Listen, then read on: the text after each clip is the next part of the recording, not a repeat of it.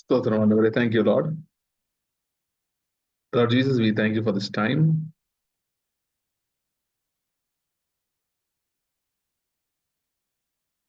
Right now, I come against every spirit of discouragement,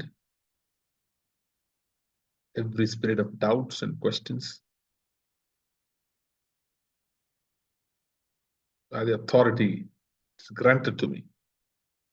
Lord Jesus, I take authority. Every spirit of heaviness be gone. Thank you, Lord. Every spirit of heaviness be gone. Thank you, Lord. Thank you, Lord. Instead of heaviness, let there be joy. Let there be joy. Joy that comes from your presence. உடைய சமூகத்திலிருந்து புறப்பட்டு வருகிற சந்தோஷம் பலன் நிரப்பும்படியாக ஜெபிக்கிறேன். Thank you, Lord. Thank you, Lord. Every deception be broken. எல்லா வஞ்சனைகளும் தகர்த்தெறியப்படுவதாம். கண்கள் இன்னும் தெளிவாவதாக, கண்கள் இன்னும் பிரகாசம் அடைவதாக. Thank you, Lord. Thank you, Lord. Thank you, Lord. எங்களோட பேசுவீரா. Thank you, Lord. இயேசு கிறிஸ்துவின் நாமத்தில் ஜெபிக்கிறோம் பிதாவே. ஆமென்.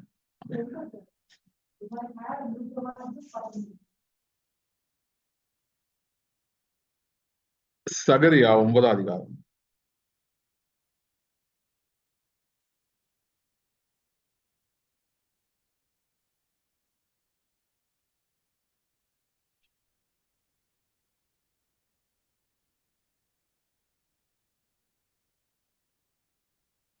ஒன்பதாவது வசனத்தில் வாசிங்க. Zechariah chapter 9 verse 9 onwards. சகரியா 9 அதிகாரம். சியோன் குமாரத்தியே மிகவும் களிக்கூறு, எருசலேம் குமாரத்தியே கெம்பீரி. இதோ உன் ராஜா உன்னிடத்தில் வருகிறார்.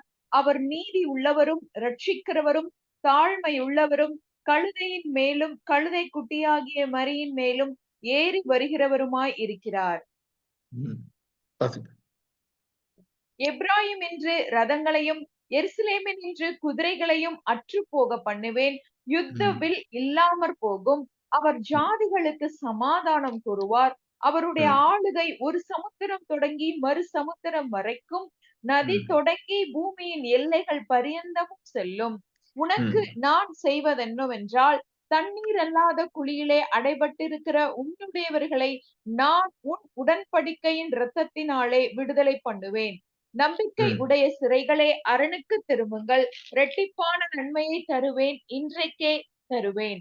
நான் எனக்கென்று யூதாவை நாணேற்றி எப்ராயிமே வில்லை நிரப்பி, சீயோனே உன் புத்திரரை கிரேக்க தேசத்து புத்திரருக்கு விரோதமாக எழுப்பி உன்னை பராக்கிரமசாலியின் பட்டயத்திற்கு ஒப்பாக்குவேன். அவர்கள் பட்சத்தில் கர்த்தர் காணப்படுவார். அவருடைய அம்பு மின்னலை போல புறப்படும். கர்த்தராகிய ஆண்டவர் எக்காலம் ஊதி தென் திசை சுழல் காற்றோடு நடந்து வருவார். சேனைகளின் கர்த்தர் அவர்களை காப்பாற்றுவார். அவர்கள் பட்சித்து கவன் கற்களால் கீழ்ப்படுத்திக் கொள்வார்கள். அவர்கள் குடித்து கழுப்பினால் ஆரவரிப்பார்கள்.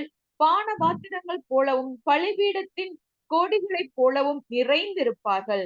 அந்நாளிலே அவர்களுடைய தேவனாகிய கர்த்தர் தம்முடைய ஜனமாகிய மந்தையாகிய அவர்களை ரட்சிப்பார். அவர்கள் அவருடைய தேசத்திலே ஏற்றப்பட்ட கொடிகளின் கிரீடத்தில் பதிந்திருப்பார்கள். அவருடைய காருண்யம் எத்தனை பெரியது, அவருடைய சௌந்தரியம் எத்தனை பெரியது. தானியம் வாலிபரையும் புது திராட்சைரசம் கன்னிகளையும் வளர்க்கும்.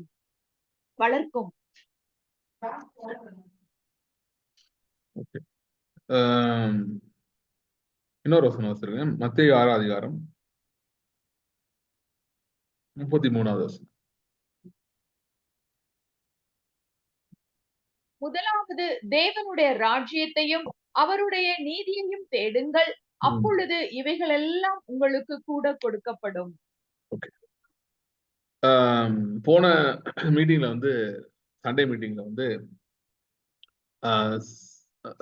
சியோன் எருசலேம், சோ அதை பத்தி தான் பேசுறேன். ஒரே விஷயம், ஜஸ்ட் மினிட்.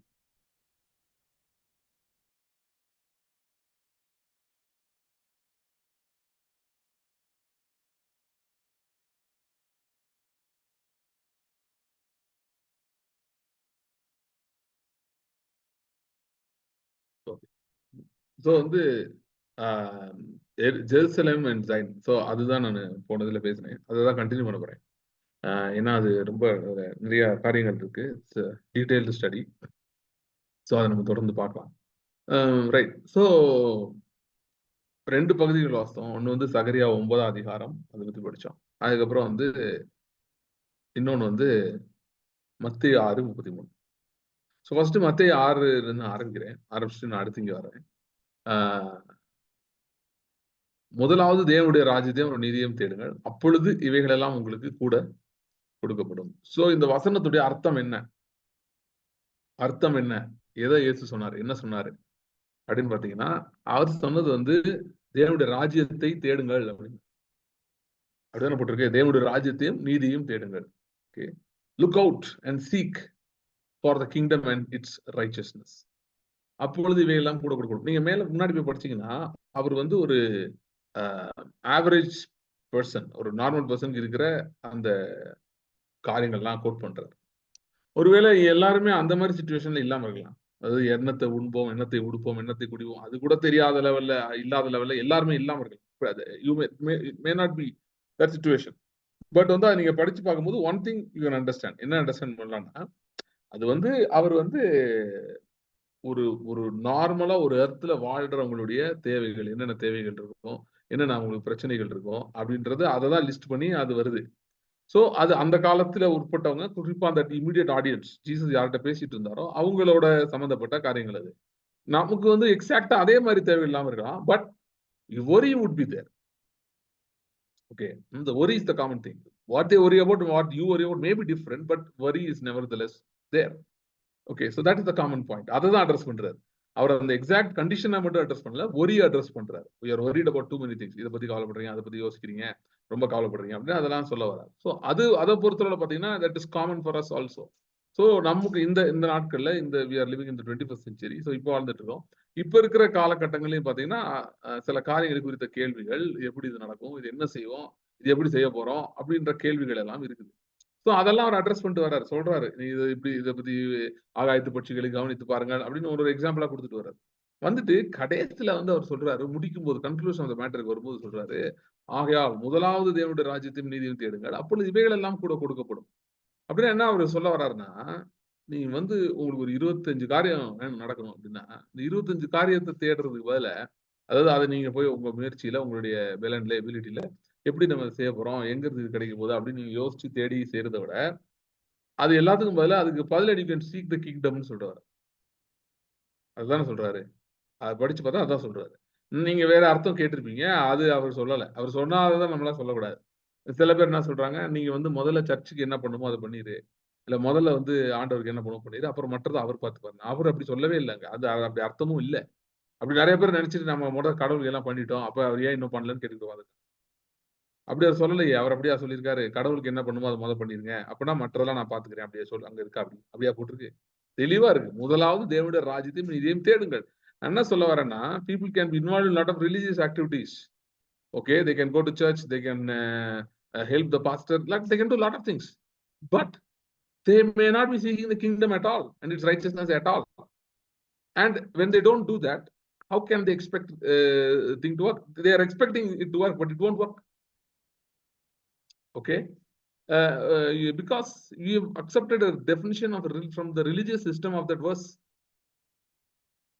ரிலிஜியஸ் சிஸ்டம் என்ன சொல்லுது, முதல்ல கடவுளுக்கு என்னமோ அதை செய்ய, மற்றதை அவர் பார்த்துப்பாரு.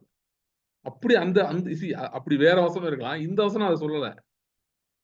இந்த என்னன்னா, நான் இந்த வசனம் தான் ஃபாலோ பண்றேன்னு நினைச்சு நீங்க அதை பண்ணிட்டு இருந்தீங்கன்னா, you are not doing that, you don't understand that. அது சொல்லல. அது அந்த வசனம் என்ன சொல்லுது, seek ye first the kingdom of God and his righteousness. The verse is about increasing and growing and abiding in your revelation knowledge about the kingdom. Okay, ராஜ்யத்தை பற்றின அந்த தேடுதல், அது உங்க மனதுல தேடுதல், உங்களோட ரெவலேஷன்ல தேடுதல், ஒரு வாஞ்சை, அதை நீங்க தேட ஆரம்பிங்க. Where is the kingdom of God?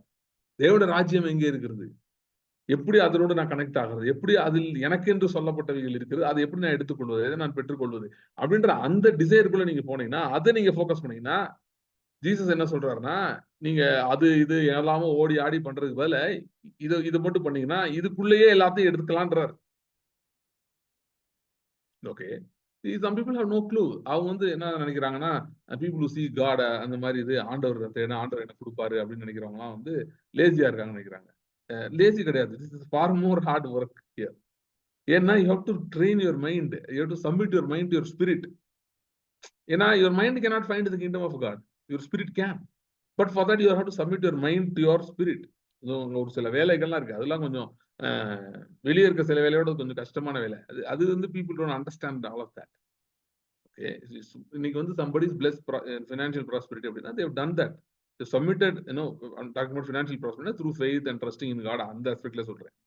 So somebody has done that. அவங்க மைண்டை வந்து they have subjected it to carnality இருந்து to the spirit. ஆவிக்கு அவங்க அதை கீழ்ப்படுத்தி பழக்கிருக்காங்க. அது நிமித்தமா அந்த பலன்களை அனுபவிக்கிறாங்க. It doesn't come easily. Okay, it doesn't come easily. Okay, there are spiritual laws. Somebody has worked hard to put that law. And the spiritual law primary law என்ன Lana submit your spirit, submit your mind to your spirit. உங்கள் ஆவி மனிதனுக்கு உங்கள் மனதை கீழ்ப்படுத்த வேண்டும். அதுதான் main லா. அது பண்ணீங்கன்னா the spirit man will take over. The spirit man will provide everything that is needed. And the spirit man is the one who knows the kingdom. He connects with the kingdom and he gets things from the kingdom and gives it to you. So Jesus சொல்றது அந்த அர்த்தத்துல சொல்றாரு. எந்த அர்த்தத்துல சொல்றாரு? முதலாவது தேவனுடைய ராஜ்யத்தையும் நீதியையும் தேடுங்கள் அப்படின்னா அவர் வேற விதத்துல சொன்னா அவர் என்ன சொல்ற, என்னைய பாக்குறீங்கல்ல, நான் என்ன பண்ணிருக்கேன், நான் தேவ ராஜ்யத்தை தேடி கண்டுபிடிச்சிட்டேன். ஜீசஸோட லைஃப் புரிஞ்சுக்கிட்டு பாருங்க. அதே சில பேருக்கு புரியல. அவர் என்னமோ ரொம்ப நம்மளோட கம்பேர் பண்ணி, பிரதர் நம்மலாம் ரொம்ப டஃப்பான சிச்சுவேஷன்ல இருக்கோம், அவருக்கெல்லாம் ஈஸியா இருக்கு, அவரு யார், அவர் காட், அவருக்கு எல்லாமே இருக்கு நினைக்கிறாங்க. அப்படி கிடையாது. வேதம் சொல்லுகிறது அவர் தம்மைத்தாமே வெறுமையாக்கி அடிமையின் ரூபம் எடுத்து மனுஷ சாயலானார். He emptied himself. He became a man. அப்படின்னு என்ன அர்த்தம்? He put on mortality. அதனாலதான் அவரை சிலுவையில மறிக்க முடிந்தது. அவர் அந்த இம்மார்டல் செல்ஃப்ல வந்திருந்தாருன்னா அவர் மறிக்கவே கொல்லவே முடியாது. So he put on mortality. அப்படின்றப்ப வந்து அவர் தன்னை எம்டி பண்ணாருன்னு போட்டிருக்கு. அப்படின்னு என்ன அர்த்தம்? He emptied everything. His knowledge, understanding, everything. அவர் பூமியில பிறக்கும் போதே வந்து பயங்கரமான அறிவில் வரல. 12 வயசுல வந்து அவர் தேவாலயத்துல இப்படி பிரசங்கம் பேசினாருன்னா அதுக்கு காரணம் வந்து அவரு உட்கார்ந்து படிச்சிருக்காரு. Okay, he read the scriptures, he meditated, studied the scriptures. Okay, அதனாலதான் பேசினாரு. சோ சும்மா இல்ல, அவருக்கு அப்படியே வந்திருக்கும், அப்படியே கண்ண மூடி கண்ணை திறந்து அப்படியே ஒரு மோடிக்கு டெலிபிராம்டர்ல வர்ற மாதிரி எல்லாம் வந்திருக்கும். அப்படிலாம் ஒண்ணும் வரல. அவர் வந்து he studied the scriptures and he spoke from there. Okay, so அவர் தன்னை எம்டி பண்ணிட்டு வந்திருக்காரு. சோ அவர் வசனத்துல என்னத்தை தேடி படிக்கிறாரு அப்படின்னா, அவர் பைபிள் எடுத்து அவர் என்ன படிக்கிறாருன்னா, அவர் வந்து பைபிள் எடுத்தா இப்ப நமக்கு இந்த மாதிரி பைபிள் இருக்காது, ஸ்க்ரால்ஸ் தான் இருந்துச்சு. அவர் அதை போய் படிச்சாரு. படிச்சு அவர் என்ன படிச்சாருன்னா, ஏன்னா அவர் ஒரு ரபாய், அவர் யூஸ் ரபி, அது படிச்சாதான் வர முடியும், சும்மாலாம் வர முடியாது. ஸோ அவர் படிச்சவர். ஸோ அவர் படிச்சு அவர் போதகரா இருந்தவர். ஸோ அவர் படிக்கும் போது அவர் எதத்துக்காக படிச்சாரு? டிகிரிக்காக படிக்கல, இந்த இதுல ஒரு கௌரவ டாக்டர் பட்டம் கொடுக்குறாங்க அப்படின்னு அதுக்காக படிக்கல. அவர் எதுக்கு படிச்சாருன்னா, he wanted to find out who he is from the scriptures. சீசர்கள்ட்ட பின்னாடி சொல்றாரு, வேத வாக்கியங்களில் என்னை குறித்து எழுதி இருக்கிறவைகள் இவைகளே அப்படின்றாரு. நீங்களும் நானும் சொல்ல முடியுமா அப்படி? என்னை குறித்து எழுதி இருக்கிறவைகள் இவைகளே, என்னை பத்தி தான் எழுதி இருக்குன்னு. இதெல்லாம் பிலீவர்ஸ் பத்தி எழுதியிருக்கு. Who cares about that? What do you know about how much that scripture is written about you? Do you know it is written about you? அப்படி இருக்குன்னா அது கேள்விப்பட்டிருக்கீங்களா? There are a lot of scriptures written about you. Okay, and the thing is finding that scripture for your exact need and the situation, that is the key. Jesus found that out. அது first கண்டுபிடிச்சார், தன்னை பற்றி எழுதி இருக்கிறத கண்டுபிடிச்சார். அப்புறம் தான் யாருன்றதை கண்டுபிடிச்சார். அவர் யாரு? அவர் ராஜா, அவர் மேசியா என்பதை கண்டுபிடித்தார். அதுக்கப்புறம் அப்ப அந்த மேசியானா அதுக்கு ஒரு ராஜ்யம் இருக்கும்ல, அந்த கிங்டம் இருக்கும்ல, அது எப்படி ஒர்க் ஆகுது அப்படின்றத கண்டுபிடிச்சார். அதுக்கப்புறம் அவரோட பர்பஸ் என்ன, இது எல்லாத்தையும் அவர் கர்த்தருடைய வார்த்தையில இருந்து அவர் கண்டுபிடிச்சார், வெளிப்பாடுகளாக அவர் பெற்றுக்கொண்டார். ஓகே, இன்னைக்கு இருக்கிறதுக்கும் அன்னைக்கு இருக்கிறதுக்கும் பயங்கர டிஃபரன்ஸ் இருக்கு. Jesus did not learn concepts. He did not go to the Bible college and learn. இப்போ வந்து என்ன டாபிக்னா, இந்த மேசியா அப்படின்ற டாபிக்கை பார்க்க போறோம். அந்த டாபிக் எதை பற்றி பேசுகிறது அப்படிலாம் அவர் இல்லை. அவர் படிச்சதே பைபிள்ல என்னைய பத்தி எங்க போட்டிருக்குன்னு படிச்சார். அப்படிதான் அப்படி படிச்சா மட்டும்தான் ஏதாவது பிரயோஜனம் இருக்கும். மற்றபடி அதுக்காவது பாடம் எடுக்கலாம், பைபிள் காலேஜ் போய் கிளாஸ் எடுக்கலாம், அதெல்லாம் எடுக்கலாம். ரியல் லைஃப்ல you cannot solve your problems. That's why you see church believers நிறைய பேர் வந்து இதனால பைபிளே அபியூஸ் ஆகுது. என்ன என்ன சொல்றாங்க ஒருத்தர் சொல்றாங்க, அவங்க பாருங்க பைபிள் A to Z அவங்களுக்கு தெரியும், வாழ்க்கையை பாருங்க நல்லாவே இல்லை. புரியுதா? ஏன்னா அவங்க அதுக்கு படிக்கல, அவங்க எதுக்கு படிச்சாங்கன்னு தெரியல. they had studied it for them. என்னை குறித்து இந்த ஜீவ வார்த்தைகள் என்ன சொல்லுகிறது? என்னை குறித்து ஜீவ வார்த்தைகள் என்ன சொல்லுகிறது? You can tell you something even about your current situations. Okay, the current problems you have right now. Okay, உங்க மைண்ட்ல கொஞ்சம் டேட்டா இருக்கு. ஓகேயா, என்ன பிரச்சனை, அது என்ன என்ன மாதிரி இருக்கு அப்படின்னு உங்க மைண்ட்ல உங்களுக்கு கொஞ்சம் டேட்டா இருக்கு. சில நேரம் உங்க போன்ல இன்னும் கொஞ்சம் டேட்டா இருக்கு. இப்போ உங்களுக்கு பேங்க் அக்கௌண்ட் இருக்கு அப்படின்னா அக்கௌண்ட்ல காசு இருக்கா இல்லையான்றது எது பார்ப்பீங்க? போன்ல போய் பார்ப்பீங்க. இப்போ ஒரு டெஸ்ட் கொடுத்துருக்கீங்க, ரிப்போர்ட் வரணும்னா போன்ல போய் பார்ப்பீங்க. ஸோ போன்ல இருக்கு, போன்ல கொஞ்சம் உங்களை பத்தின இன்ஃபர்மேஷன் இருக்கு. ஓகேயா? ஸோ உங்க மைண்ட்ல கொஞ்சம் இருக்கு, அப்புறம் எங்க இருக்கு? போன்ல இருக்கு. இன்னும் சில இன்ஃபர்மேஷன் டிவியில அதுல இதுல இருக்கு. ஃபார் எக்ஸாம்பிள் இப்போ நீங்க ஒரு குறிப்பிட்ட இதுக்காக வெயிட் பண்ணிருக்கீங்க, நியூஸ்க்காக வெயிட் பண்றீங்க, நியூஸ் போட்டு டிவியில பாக்குறீங்க. இங்க எல்லாம் இருக்கு உங்களை பத்தின, அது உங்களுக்கு சம்பந்தப்பட்டதா இருந்தால். அந்த காலத்துல வந்து இந்த ரிசல்ட் வரும், 10th ரிசல்ட் 12th ரிசல்ட் அந்த மாதிரி இருக்கலாம். இந்த காலத்துலயும் வருது. அது வரும்போது வந்து அது போய் தேடுவாங்க. முதல் ஒரு காலத்துல பேப்பர்ல வந்துட்டு இருந்துச்சு முன்னாடி. அதுக்கப்புறம் பாத்தீங்கன்னா இன்டர்நெட்ல பார்க்க ஆரம்பிச்சாங்க. இப்ப போன்லயே பாக்குறாங்க. இது எப்படி மாறிட்டு இருக்கு. ஆனா தங்களுடைய டேட்டா வந்து எங்கேயோ இருக்கு, யார்கிட்டயோ இருக்கு, எதுலயோ இருக்கு. சோ பீப்புள் ஆர் இன்ட்ரெஸ்டட், கியூரியஸா இருக்காங்க, என்ன சொல்றாங்க, கவர்மெண்ட் என்ன சொல்லுதுன்னு பார்க்கணும். இப்ப சில ஒரு குறிப்பிட்ட இதுக்காக வெயிட் பண்றாங்க, யாரோ ஒரு ஸ்கீம் வருதா கவர்மெண்ட்ல இருந்து, அப்பனா கவர்மெண்ட் என்ன சொல்லுது. இப்ப சில பேர்லாம் பாத்தீங்கன்னா இந்த பட்ஜெட்டை ரொம்ப கவனிப்பாங்க. வருஷம் வருஷம் கவர்மெண்ட் சொல்ற பட்ஜெட், அதுல என்ன வருது, ஏன்னா அதை பொறுத்து அவங்களுடைய டே டு டே லைஃப்ல நிறைய பாதிப்புகள் இருக்கலாம். அவங்களோட பிசினஸ் இருக்காங்க, இந்த மாதிரிலாம் இருக்காங்க, எதுல இன்வெஸ்ட் பண்ணலாம், எதுல பண்ணலாம்னு சொல்லிட்டு. So what I'm trying to say is, either in our mind or in some external place, we'll keep looking for some kind of information concerning us. But dynamic information, அதாவது டைனமிக்னா உங்க வாழ்க்கையை மாற்றம் செய்யக்கூடிய தகவல்கள். But the most dynamic and most important information concerning you is in the scriptures. Far more important than what is coming in the news or TV or phone. ஏன்னா this information, if it is understood properly and received as a revelation, can alter all those informations. That's what this is more powerful. Health report எங்க இருக்கு அப்படின்னா ஏசாயா 53ல இருக்கு. அதுதான் முக்கியமான health report. மற்றதெல்லாம் secondary. உலகத்திலே மிகப்பெரிய டாக்டர் ஏதாவது ரிப்போர்ட் கொடுப்பாரு, அதெல்லாம் secondary. But the first report is in the word. புரியுதா? சோ ஃபர்ஸ்ட் இதை பார்க்கணும், இதை எடுக்கணும். இதை எடுத்தீங்கன்னா தான் தென் ஒன்லி இது இது இது உங்களுக்குள்ள உள்ள போக ஆரம்பிச்சாதான் this can influence all the other outside information. Okay, இப்போ lot of people are praying for elections இந்தியால. ரொம்ப கன்சர்ன்டா இருக்குது, அவங்க இவிஎம் பத்தி தான் ஒரியா இருக்காங்க. இவிஎம்ல இப்படி இவிஎம் பண்ணிடுவான், அப்படி பண்ணிடுவான், இது பண்ணுவான், அது பண்ணுவான். சரி, அவன் பண்ணிட்டு போறான், என்னால் பண்ணிட்டு போறான். ஆனா அதை பத்தி கூட most accurate information is in the word. First இதுதான் நம்ம பார்க்கணும். ஓகே, நிறைய இருக்கு, அது இருக்கு. நீங்க ஒரு மாதிரி ஒரு ஆங்கிள் படிச்சீங்கன்னா புரியும். போட்டிருக்கு என்ன என்ன பண்ணுவார் ஆண்டவர் போட்டிருக்கு, என்ன பண்ண முடியும் அவராலன்னு போட்டிருக்கு. ஸோ நம்ம ஆனா என்னன்னா அந்த காலத்துல நடந்த மாதிரி இப்படி நடக்குது. என் ஜனங்கள் அறிவில்லாம சங்காரமாகிறார்கள். See, for us, we are so much connected with the information outside about ourselves. இவன் எப்படி சொல்லிட்டான், அவன் எப்படி சொல்லிட்டான், இந்த பேங்க் இப்படி சொல்லுது, கவர்மெண்ட் இப்படி சொல்லுது, டாக்டர் இப்படி சொல்லிட்டாரு. So இப்படி we are concerned so much about all these things. இதுதான் இயேசு சொன்னார், இவைகளெல்லாம் அஞ்ஞானிகள் நாடி தேடுகிறார்கள். ஓகே, முதலாவது தேவனுடைய ராஜ்யத்தை ஒரு நீதியை தேடுங்கள். Seek first the kingdom of God and its righteousness, and all these things shall be added unto you. அப்படின்னா என்ன அர்த்தம்னா, if you can somehow figure out the kingdom, find the kingdom and connect to the kingdom, you can influence almost everything. You can influence everything else. You can influence everything else. Bible இருக்கிற every victory வந்து இப்படிதான். அதான் ஜாஷுவாட்ட வந்து சொன்னாரு, முதல் அதிகாரம், யோசுவா முதல் அதிகாரம் 8ஆம் வசனத்துல என்ன சொன்னாரு, இந்த நியாயப்பிரமாண புஸ்தகம் வாயை விட்டு பிரியாது இருப்பதா. எதுக்கு?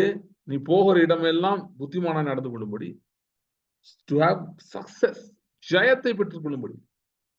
யோசிச்சு பாருங்க, யோசுவாவோட பிரச்சனை வந்து வெளியே இருக்கிற ராட்சசனா இல்ல நியாயப்பிரமாணத்தை புக்ல இருக்க ஏதாவது ஒரு விஷயமா? அவனுக்கு இருக்குது இப்ப யோர்தான் இருக்கு. ஃபர்ஸ்ட் எடுத்து யோர்தானா கிடக்கும். அடுத்து யோர்தான் தாண்டி போனா எரிகோ வருது. எரிகோ எப்படி, அது அந்த எரிகோ கோட்டை எப்படி உடைக்கிறது? அதுக்கப்புறம் அடுத்து போனா அந்த ராட்சதர்கள் இருக்காங்க, அவங்க டீல் பண்ணணும். இப்படி 31 ராஜாக்கள் அவனால தோற்கடிக்கப்பட்டாங்க. 31 பேர் இருக்காங்க. இன்னும் நிறைய காரியங்கள் இருக்கு. இதெல்லாம் எப்படி தோற்கடிக்கிறதுன்றதான அவனோட கன்சர்னா இருக்கும். அது இதுல என்ன இருக்கு இருக்கு. ஏன்னா ஆண்டவர் பேசுற வார்த்தைகள் இருக்கு. இத பத்தி பேசுற வார்த்தைகள் இருக்கு. அதனாலதான் நீ இத என்ன சொன்னா, நீ அதை ரொம்ப பார்க்காம இதை பாரு. ரொம்ப இவன் இப்படி சொல்றான், என்ன நடக்குது தெரியுமா, என்ன சொன்னாங்க தெரியுமா, ரிப்போர்ட் என்ன வந்திருக்கு தெரியுமா, என் குடும்பத்து எவ்வளவு பிரச்சனை இருக்கு தெரியுமா. No no no, I understand all of that is true, but don't look at that, look at this. Because this doesn't just talk about this problem, it talks about the solution, talks about the answer for that very problem. அது இது சொல்லுது. So இது அதையும் map பண்ணணும். இப்ப என்ன கேக்குறாங்க சில பேர், அப்பனா என்ன படிக்கணுங்க, ஏதாவது எடுத்து படிச்சிடலாமா, இந்த 4 சாப்டர் படிச்சா போதுமா. நீங்க 4 சாப்டர் படிப்பீங்களா, 4 வசனம் படிப்பீங்களா, that doesn't matter. What matters is, see, of course, இந்த ecosystem பத்தி நான் பேசிருக்கேன், அது இதையும் கன்ஃபியூஸ் பண்ணிடாதீங்க. அது வந்து நான் என்ன சொல்லியிருக்கேன்னா, you have to spend time and sit and read so that your mind இருக்க தேவையில்லாத டேட்டாலாம் வெளியே போய் the atmosphere of the world வெளியே போய் atmosphere of the word உங்களுக்குள்ள செட் ஆகுறதுக்காக அதை பண்ணுங்கன்னு நான் சொல்லியிருக்கேன். That is there. பட் நான் இன்னைக்கு சொல்ல வர்றது வந்து, சரி அதெல்லாம் செட் பண்ண பிறகு எத்தனை வசனம் படிக்கணும் அப்படின்றது இல்ல. எத்தனை வசனம் நீங்க படிக்கிறீங்களோ, என்னென்ன அதிகாரங்கள் படிக்கிறீங்களோ, at what point they start to swallow the serpents in your mind. The point at which the word swallows all these things in your mind. Okay, meaning இப்ப இந்த பிரச்சனை எல்லாம் இருக்கு, இந்த எல்லா காரியங்களும் இருக்கு, சூழ்நிலைகள் அப்படி இருக்கு, ஆனா இதுக்கான பதிலை ஏற்கனவே வார்த்தையில கொடுத்துட்டாரு உங்களுக்கு கன்வின்ஸ் ஆகணும். ஓகே, அட் ஒன் பாயிண்ட் என்னன்னா, நிறைய பேர் இன்னும் இந்த பாயிண்ட்டுக்கு ஒரு தடவை கூட வரல. அதனால இது என்னன்னு உங்களுக்கு புரிய மாட்டேங்குது. நான் என்ன சொல்றேன்னா, just go to the word and sit with the word and pray and read. Okay, sometimes it will look like ஒண்ணுமே நடக்காம இருக்கும், meaning the word ஒண்ணும் உள்ள போக மாட்டேங்குது. Don't worry, just sit there, continue, persist. At one point வந்து you will really feel that the answer for your problem is in the word. இந்த வார்த்தை அப்படியே சொல்லுதே, நமக்கு என்ன தேவையோ அது அப்படியே சொல்லுதே, நமக்கு அப்படியே ஆன்சரா இருக்குது அப்படின்னு ஒரு பாயிண்ட்ல you will get that confidence. அப்பதான் you are interacting with the wordன்னு அர்த்தம். ஓகே, அந்த பாயிண்ட் வந்து பாயிண்ட்ல என்ன ஆயிருதுன்னா, தேவ ராஜ்யம் உங்க கண்ணுக்கு தட்டுப்பட ஆரம்பிக்குது. அதனுடைய நீதி, உங்களுடைய நீதி, உங்களுடைய ரைட்ஸ் இந்த கிங்டம், அது உங்களுக்கு தெரிய ஆரம்பிச்சோன்னே, okay, I have a kingdom which is working and also I have rights for me. இது ரெண்டுமே இருக்குது அப்படின்னா நான் இதை பத்தி கவலைப்பட தேவையில்லை. இது will be taken care of, right? அப்படின்ற கன்விக்ஷன் வரும் பாருங்க. அந்த பாயிண்ட்டுக்கு பேர் தான் ஃபெய்த். அந்த விசுவாசம் மலைகளை பெயரும். அந்த விசுவாசம், நிறைய பேருக்கு விசுவாசம்னா என்னன்னே தெரியாது. விசுவாசம்னா நம்பிக்கை தான் விசுவாசம் நினைச்சிட்டு இருக்காங்க. எப்படியாவது நடக்கும்னு நம்புறேன், அதுக்கு பேர் விசுவாசம், அது பேர் நம்பிக்கை. விசுவாசம் என்றால் என்ன, எனக்கு இந்த பிரச்சனை இருக்குங்க, ஆனா இதுக்கான தீர்வை நான் வார்த்தையிலிருந்து கண்டுபிடிச்சிட்டேன். The word has convinced me now that God is definitely going to take care of it. I don't have to worry a bit. I don't have to worry a bit about it. அப்படின்னு அந்த point வருது பாருங்க. That is the point of faith. சரி, I agree, எல்லா நேரமும் அந்த point of faith நம்ம start பண்றது இல்ல. We start with a lot of doubts and questions and all, but there is definitely a place like that and we should aspire to go there. இதுதான் அவருடைய இளைப்பாறுதல் பிரவேசிக்க பிரயாசப்படுங்கள் என்று வேதம். There's definitely a point there like that and we should aspire to go there, and only then you can have victories in life constantly. இல்லனா என்னைக்காவது ஒரு நாள் வெற்றி இருக்கும், அப்புறம் பல நாள் வெற்றி இருக்காது. Okay, but there is a place like that where கர்த்தருடைய வார்த்தை உங்களுக்குள்ள இறங்கி உங்களை கம்ப்ளீட்டா கன்வின்ஸ் பண்ணி ஜெயம் மட்டுமே உங்களுக்கு கண்ணுக்கு தெரியும், வேற எதுவுமே தெரியாது. நீங்க எவ்வளவு கஷ்டப்பட்டு பார்த்தாலும் உங்களால ஏத்துக்க முடியாது தோல்வி வரும்னே நீங்க அக்செப்ட் பண்ண மாட்டீங்க. You will be very certain that yes, I'm walking towards it அப்படின்னு. Okay, so Jesus சொன்னது வந்து முதலாவது தேவனுடைய ராஜ்யத்தை தேடுங்கன்னு சொன்னது இந்த அர்த்தத்துல சொன்னார். என்ன சொன்னாரு? First seek the kingdom, because kingdom contains solutions for all your problems. Okay, இன்னைக்கு இருக்க பிரச்சனை, எல்லா பிரச்சனைக்கும் சொல்யூஷன் கிங்டம்குள்ள இருக்கு. ஓகே, கிங்டம்குள்ள இருக்கு. சோ வார்த்தை மூலமா தான் அந்த கிங்டம் நம்ம ஆக்சஸ் பண்ணி அந்த ராஜ்யத்தினுடைய காரியங்களை மனதிலே பெற்றுக்கொள்ள ஆரம்பிக்கிறோம். We start மனதில மட்டும் இல்லை, in every aspect, reality. We receive it through the word. So Jesus சொன்னது, seek ye first the kingdom of God and his righteousness அப்படின்னு சொன்னது. நீங்க ராஜ்யம் இருக்குன்றதை கவனிச்சு அதை பார்க்க ஆரம்பிச்சு அதை நீங்க ஃபாலோ பண்ண ஆரம்பிச்சீங்கன்னா, you will realize that things will be automatically ordered to you. Okay, things will be automatically added to you. ஆட்டோமேட்டிக்கா நடக்கும். நீங்க எதை ரொம்ப கஷ்டப்பட்டு போராடி இது எப்படியாவது நடந்தா நல்லா இருக்கும்னு நினைச்சிட்டு இருக்கீங்களோ அதெல்லாம் ஆட்டோமேட்டிக்கா நடக்க ஆரம்பிச்சிடும். அதுல ரொம்ப எஃபர்ட் போட தேவையில்லை. பட் எஃபர்ட் எங்க இருக்கு? Seeking and finding the kingdom. Your eyes seeing the kingdom. Your eyes, I'm not talking about your physical eyes. I'm talking about your eyes of your inner man. The eyes of your mind. மனக்கண்கள். உங்கள் மனக்கண்களுக்கு தேவராஜ்யம் தெரிய ஆரம்பிக்க வேண்டும். அப்படின்னா என்னன்னா, அங்க இப்போ உடனே நிறைய பேர் நினைக்கிறாங்க, அப்பனா வந்து என்ன கலர்ல இருந்துச்சுங்க, அங்க எத்தனை ரூம் இருந்துச்சுன்னு. It's not that. What I'm saying is, you get a conviction in your heart that no, this will be taken care of. I have the kingdom of God backing me. தேவராஜ்யம் எனக்கு முன்பாக செயல்படுகிறது, எனக்காக உதவி செய்கிறது. So இந்த பிரச்சனை இதை வந்து நிச்சயமா இது ஜெயமாக முடியும் அப்படின்ற ஒரு உறுதி உங்களுக்குள்ள மாறுதுல, உங்கள் மனதில் ஒரு சமாதானம் வருது பாத்தீங்களா, அதுதான் மனக்கண்ணில் பாக்குறது. அதுதான் seeing with the eyes of your mind. Okay, சரி. சோ இதுதான் ஃபர்ஸ்ட் இந்த வேர்ஸ் பத்தி இதான் இந்த வசனத்தை பத்தி அர்த்தம் காரியங்கள். இப்ப இன்னும் ஸ்கிரிப்சர்லாம் இன்னும் போனோம்னா we can dig more things. So we are going to go further. இப்ப ஜீசஸ் வந்து ஏன் வந்து முதலாவது ராஜ்யத்தை தேடுங்கள்னு சொன்னார்? எதையாவது தேவனை தேடுங்கன்னு சொல்லிருக்கலாம்ல, என்ன தேட சொன்னாரு? முதலாவது கர்த்தரை தேடுன்னு சொல்லல, முதலாவது என்ன தேடுன்னு சொல்லியிருக்காரு? தேவனுடைய ராஜ்யம். சோ இப்ப தேவனுடைய ராஜ்யம் அப்படின்றத ஏன் அப்படி சொன்னாருன்னா, அவருடைய தீமே வந்து தேவனுடைய ராஜ்யம் சமீபமா இருக்கிறது. கர்த்தருடைய ராஜ்யம், the kingdom of heaven is at hand. Kingdom of heaven is at hand. தேவனுடைய ராஜ்யம் சமீபமா இருக்கிறது, பரலோக ராஜ்யம் சமீபமா இருக்கிறது. அதுதான் அவருடைய மெசேஜ், மெயின் மெசேஜ். அதோடைய ஒரு கண்டினியூஷன் தான் இந்த பாயிண்ட சொல்றாரு. முதலாவது தேவனுடைய ராஜ்யத்தையும் அவருடைய நீதியையும் தேடுங்கள், அப்பொழுது இவைகள் எல்லாம் கூட கொடுக்கணும்னு ஏன் சொன்னார்னா, கிங்டம் பத்தி தான் அவருடைய பிரைமரி மெசேஜாவே இருக்கு. ஓகே, இப்ப இந்த கிங்டம் வந்து பிரைமரி மெசேஜ்ன்றதை எங்க இருந்து எடுத்தாரு அப்படின்னு பாத்தீங்கன்னா, பழைய ஏற்பாடுல நிறைய மெசேஜ் இருக்கு. நான் முதவே சொன்ன மாதிரி ஜீசஸ் வந்து ஸ்கிரிப்சர்ஸ்ல ரொம்ப ஸ்ட்ராங் படிச்சு வச்சிருந்தாரு. வெறும்னா படிச்சு வைக்கல, அதனுடைய ஞான அர்த்தங்களை வேற அறிந்து வைத்திருந்தார். He understood the revelation behind those verses. சரியா? சோ அதை அறிந்து வைத்திருந்தார். ஓகே, சோ அப்ப அவர் ராஜ்யம் அப்படின்னு சொல்லும்போது அவர் வந்து எதை வைத்து சொல்லி கொண்டிருக்கிறார் அப்படின்னு பாத்தீங்கன்னா, தேவனுடைய ராஜ்யம் சொல்றது பர்டிகுலரா சொல்லணும்னா தானியேல் 2 அதிகாரம். ஓகே, தானியேல் 2 அதிகாரம். ஏன் அந்த அதிகாரத்துல என்ன வருது? கர்த்தருடைய ராஜ்யத்தை பத்தி வருது. அந்த ராஜாக்களின் நாட்களிலே தேவன் ஒரு ராஜ்யத்தை எழும்ப பண்ணுவார்.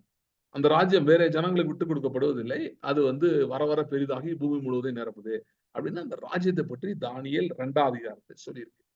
சோ அதுல இருந்து அதையும் மற்ற சில வசனங்களையும் மையமாக வைத்துதான் இயேசு, நீங்கள் எதிர்பார்த்து கொண்டிருந்த அந்த ராஜ்யம் இருக்கே, ஒரு ராஜ்யம், ஒரு கல் வந்து மோதி எல்லா கல்லோட பெருசாயி அது பூமி முழுவதும் நிரப்பும் சொல்லி தானியேல் மூலம் வந்தது.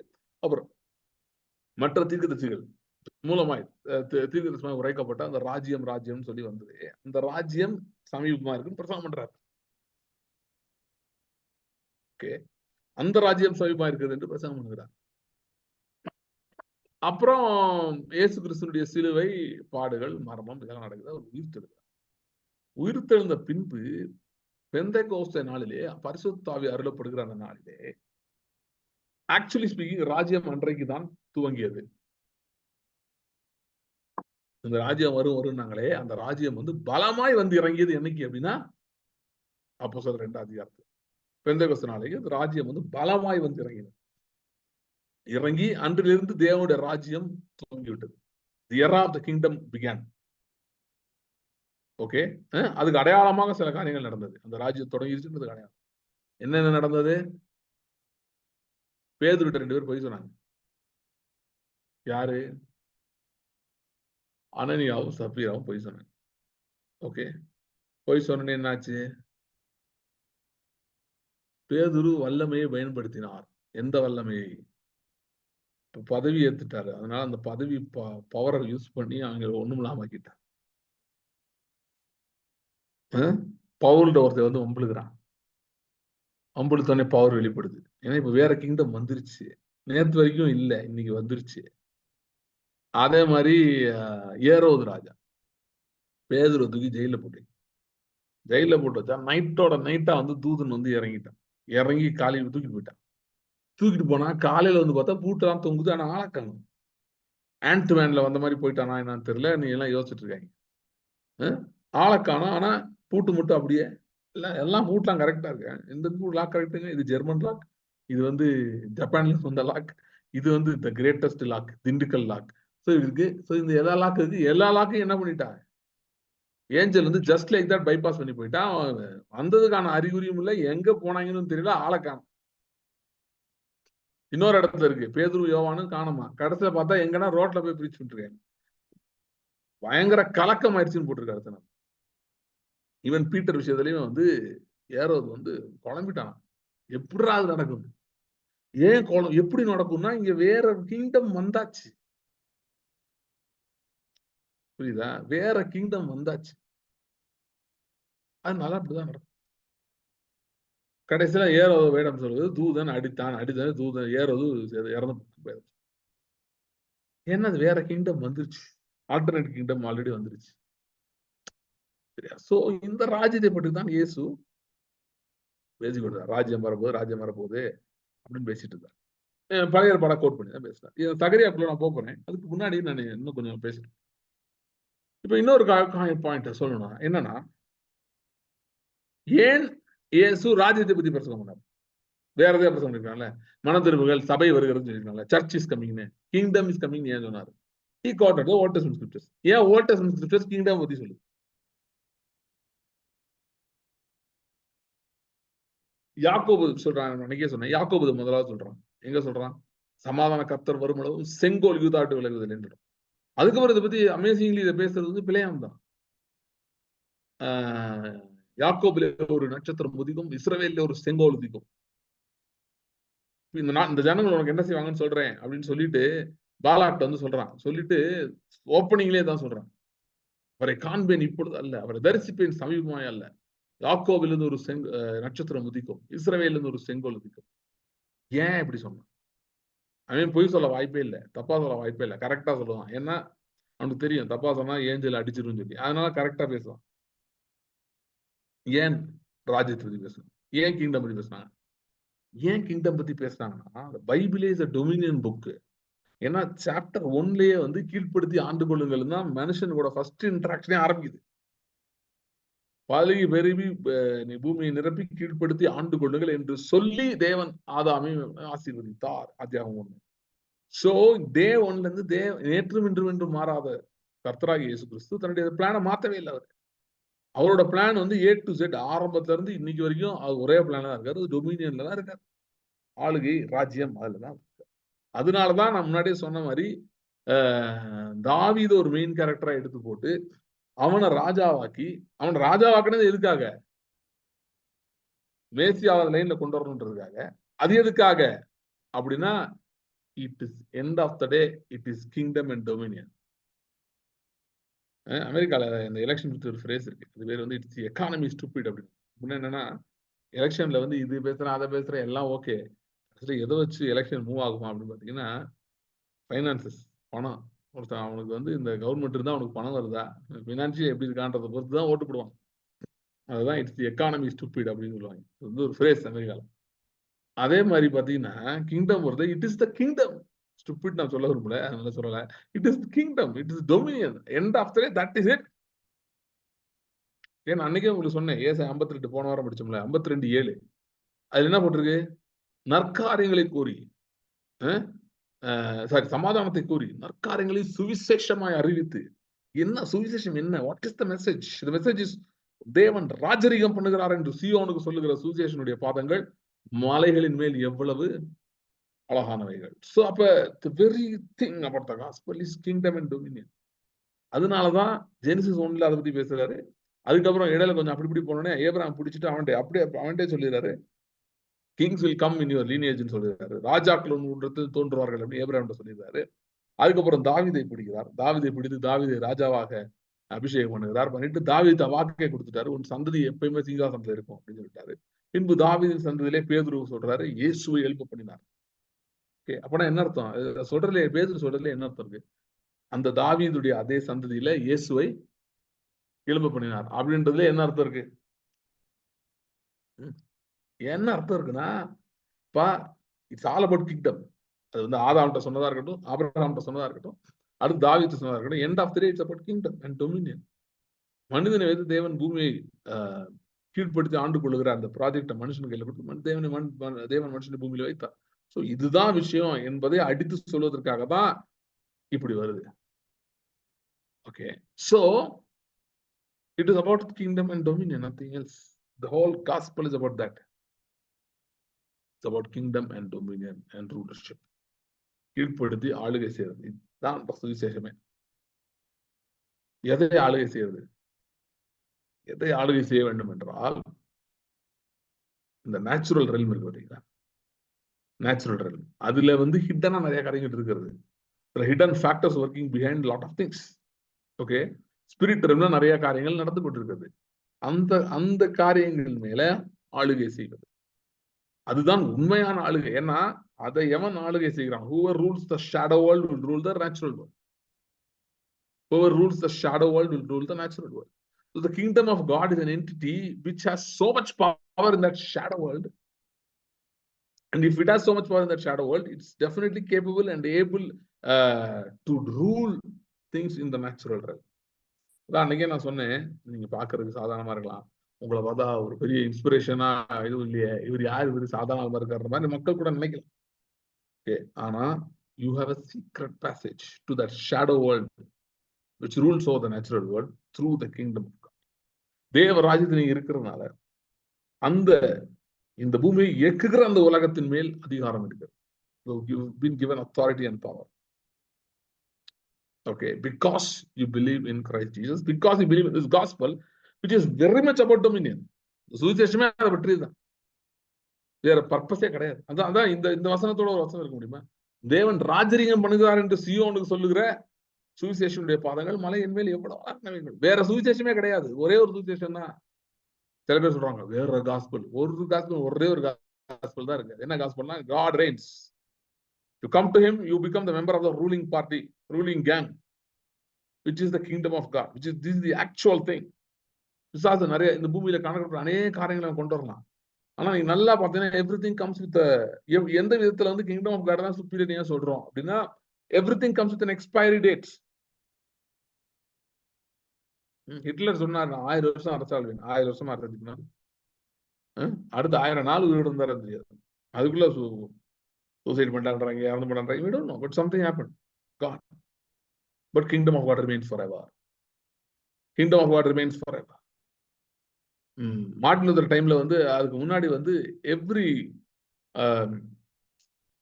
everybody who stood up against the wrong practices in the church, அதெல்லாம் எழுப்புனாங்களோ அவங்களெல்லாம் வந்து என்கொயரின்ற பேர்ல வந்து கூப்பிட்டு வச்சு மேல குற்ற சுமத்தி தூக்கு தண்டனை கொடுத்துருவாங்க.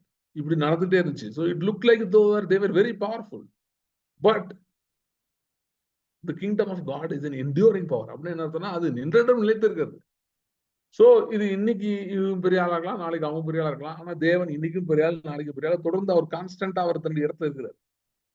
அவருடைய சிங்காசனத்தை எவனும் அசைக்க முடியாது, ஆட்ட முடியாது. He is just continuously and constantly he is there. So அந்த விதத்துல தான் kingdom of God is a stable entity, but and a strong entity because it runs throughout. நான் சொன்ன மாதிரி ஹிட்லர் சொன்ன மாதிரி யாரும் சொல்லிக்கலாம், நான் 1000 வருஷம் இருப்பேன், இருக்க முடியாது, வாய்ப்பு இல்லை. ஏன்னா there is a kingdom working. Okay, சரி. சோ நான் இன்னைக்கு அந்த பேசேஜ் சகரியாக்குள்ள போறேன். இன்னொன்னு சொல்லிடுறேன் பாருங்க. திஸ் இஸ் கிங்டம் ஆஃப் ரெண்டு இருக்கு, ரெண்டு விஷயம் இருக்கு. நம்பர் ஒன் என்னன்னா, மேன்ஸ் ரெஸ்பான்சிபிலிட்டி. அப்படின்னு என்ன அர்த்தம்னா, தேவன் ஒரு மனிதன் கிறிஸ்துவுக்குள் தான் யார் என்கிற அறிவில வளர வேண்டும் என்று விரும்புகிறார். வளர வளர வளர அவன் என்ன கண்டுபிடிப்பான்னா, அவனுக்கும் கிறிஸ்துக்கும் பெரிய வித்தியாசமே இல்லைன்னு கண்டுபிடிப்பான். ஏன்னா அவருடைய சாயல் நமக்கு அருளப்பட்டிருக்கு, அவருடைய நாமம் நமக்கு அருளப்பட்டிருக்கு, அவருடைய பலன் நமக்கு அருளப்பட்டிருக்கிறது, அவருடைய அதே ஆவி நமக்கு அருளப்பட்டிருக்கிறது. இதுக்கு மேல வேற என்ன வேணும்? Okay, once he begins to understand that the man's responsibility, he will start taking authority, start having dominion, and எதெல்லாம் அவனுடைய வந்து பின்தங்க வைத்துட்டு இருந்ததோ, அவனுக்கு எதிராக செயல்பட்டு இருந்ததோ, அந்த காரியங்கள் மேல் அதிகாரம் ஆளுகையும் எடுக்க ஆரம்பித்து விடுவான் பை டிஃபால்ட்.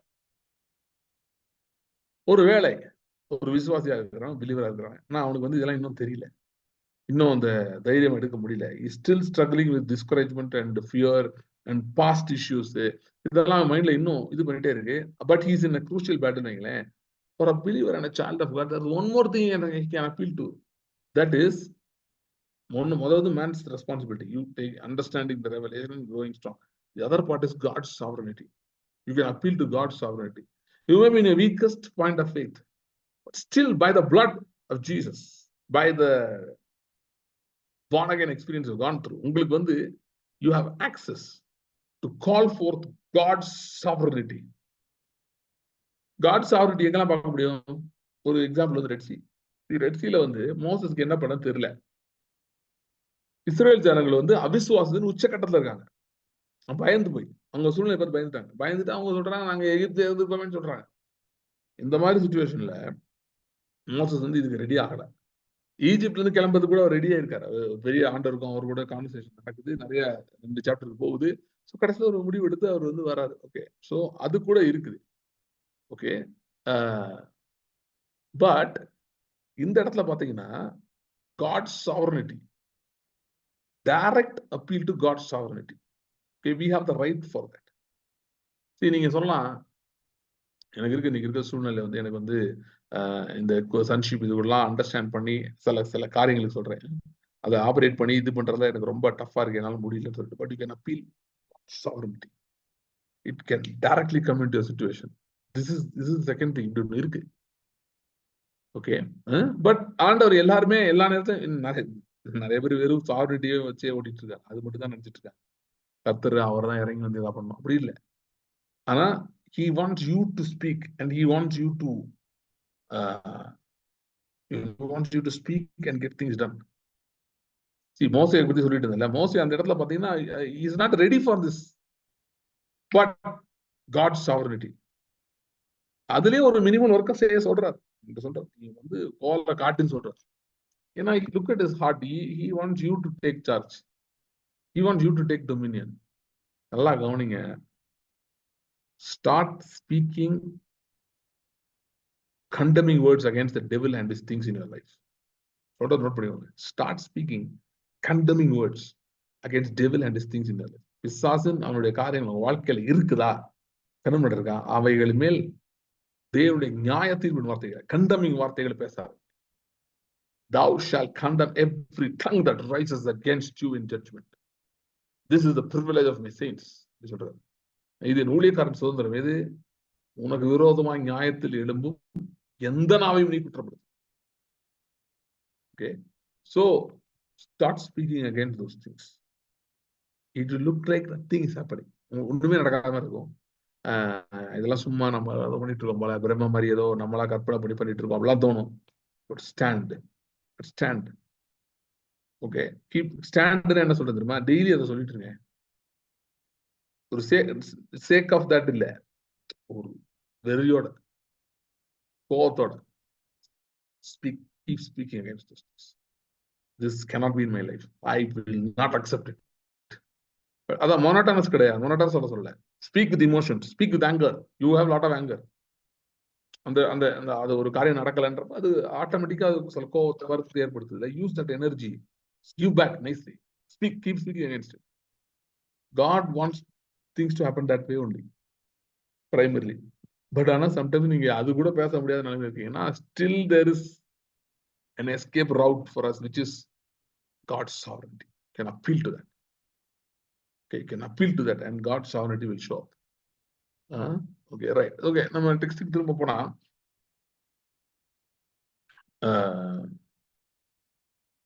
தேவ ராஜ்யத்தை பற்றி இயேசு பிரசங்கம் பண்ணி கொண்டிருந்தார். ஓகே, இன்றைக்கு நம்ம வந்து யூதர்களுக்கு வந்து அவர் அந்த பழைய ஏற்பாடுல இருந்து எடுத்து பல காரியங்களை வச்சு பேசிட்டு இருந்தார். இன்றைக்கு நம்ம புதிய உடன்படிக்கை இருக்கிறோம், சரியா? இன்றைக்கு நமக்கு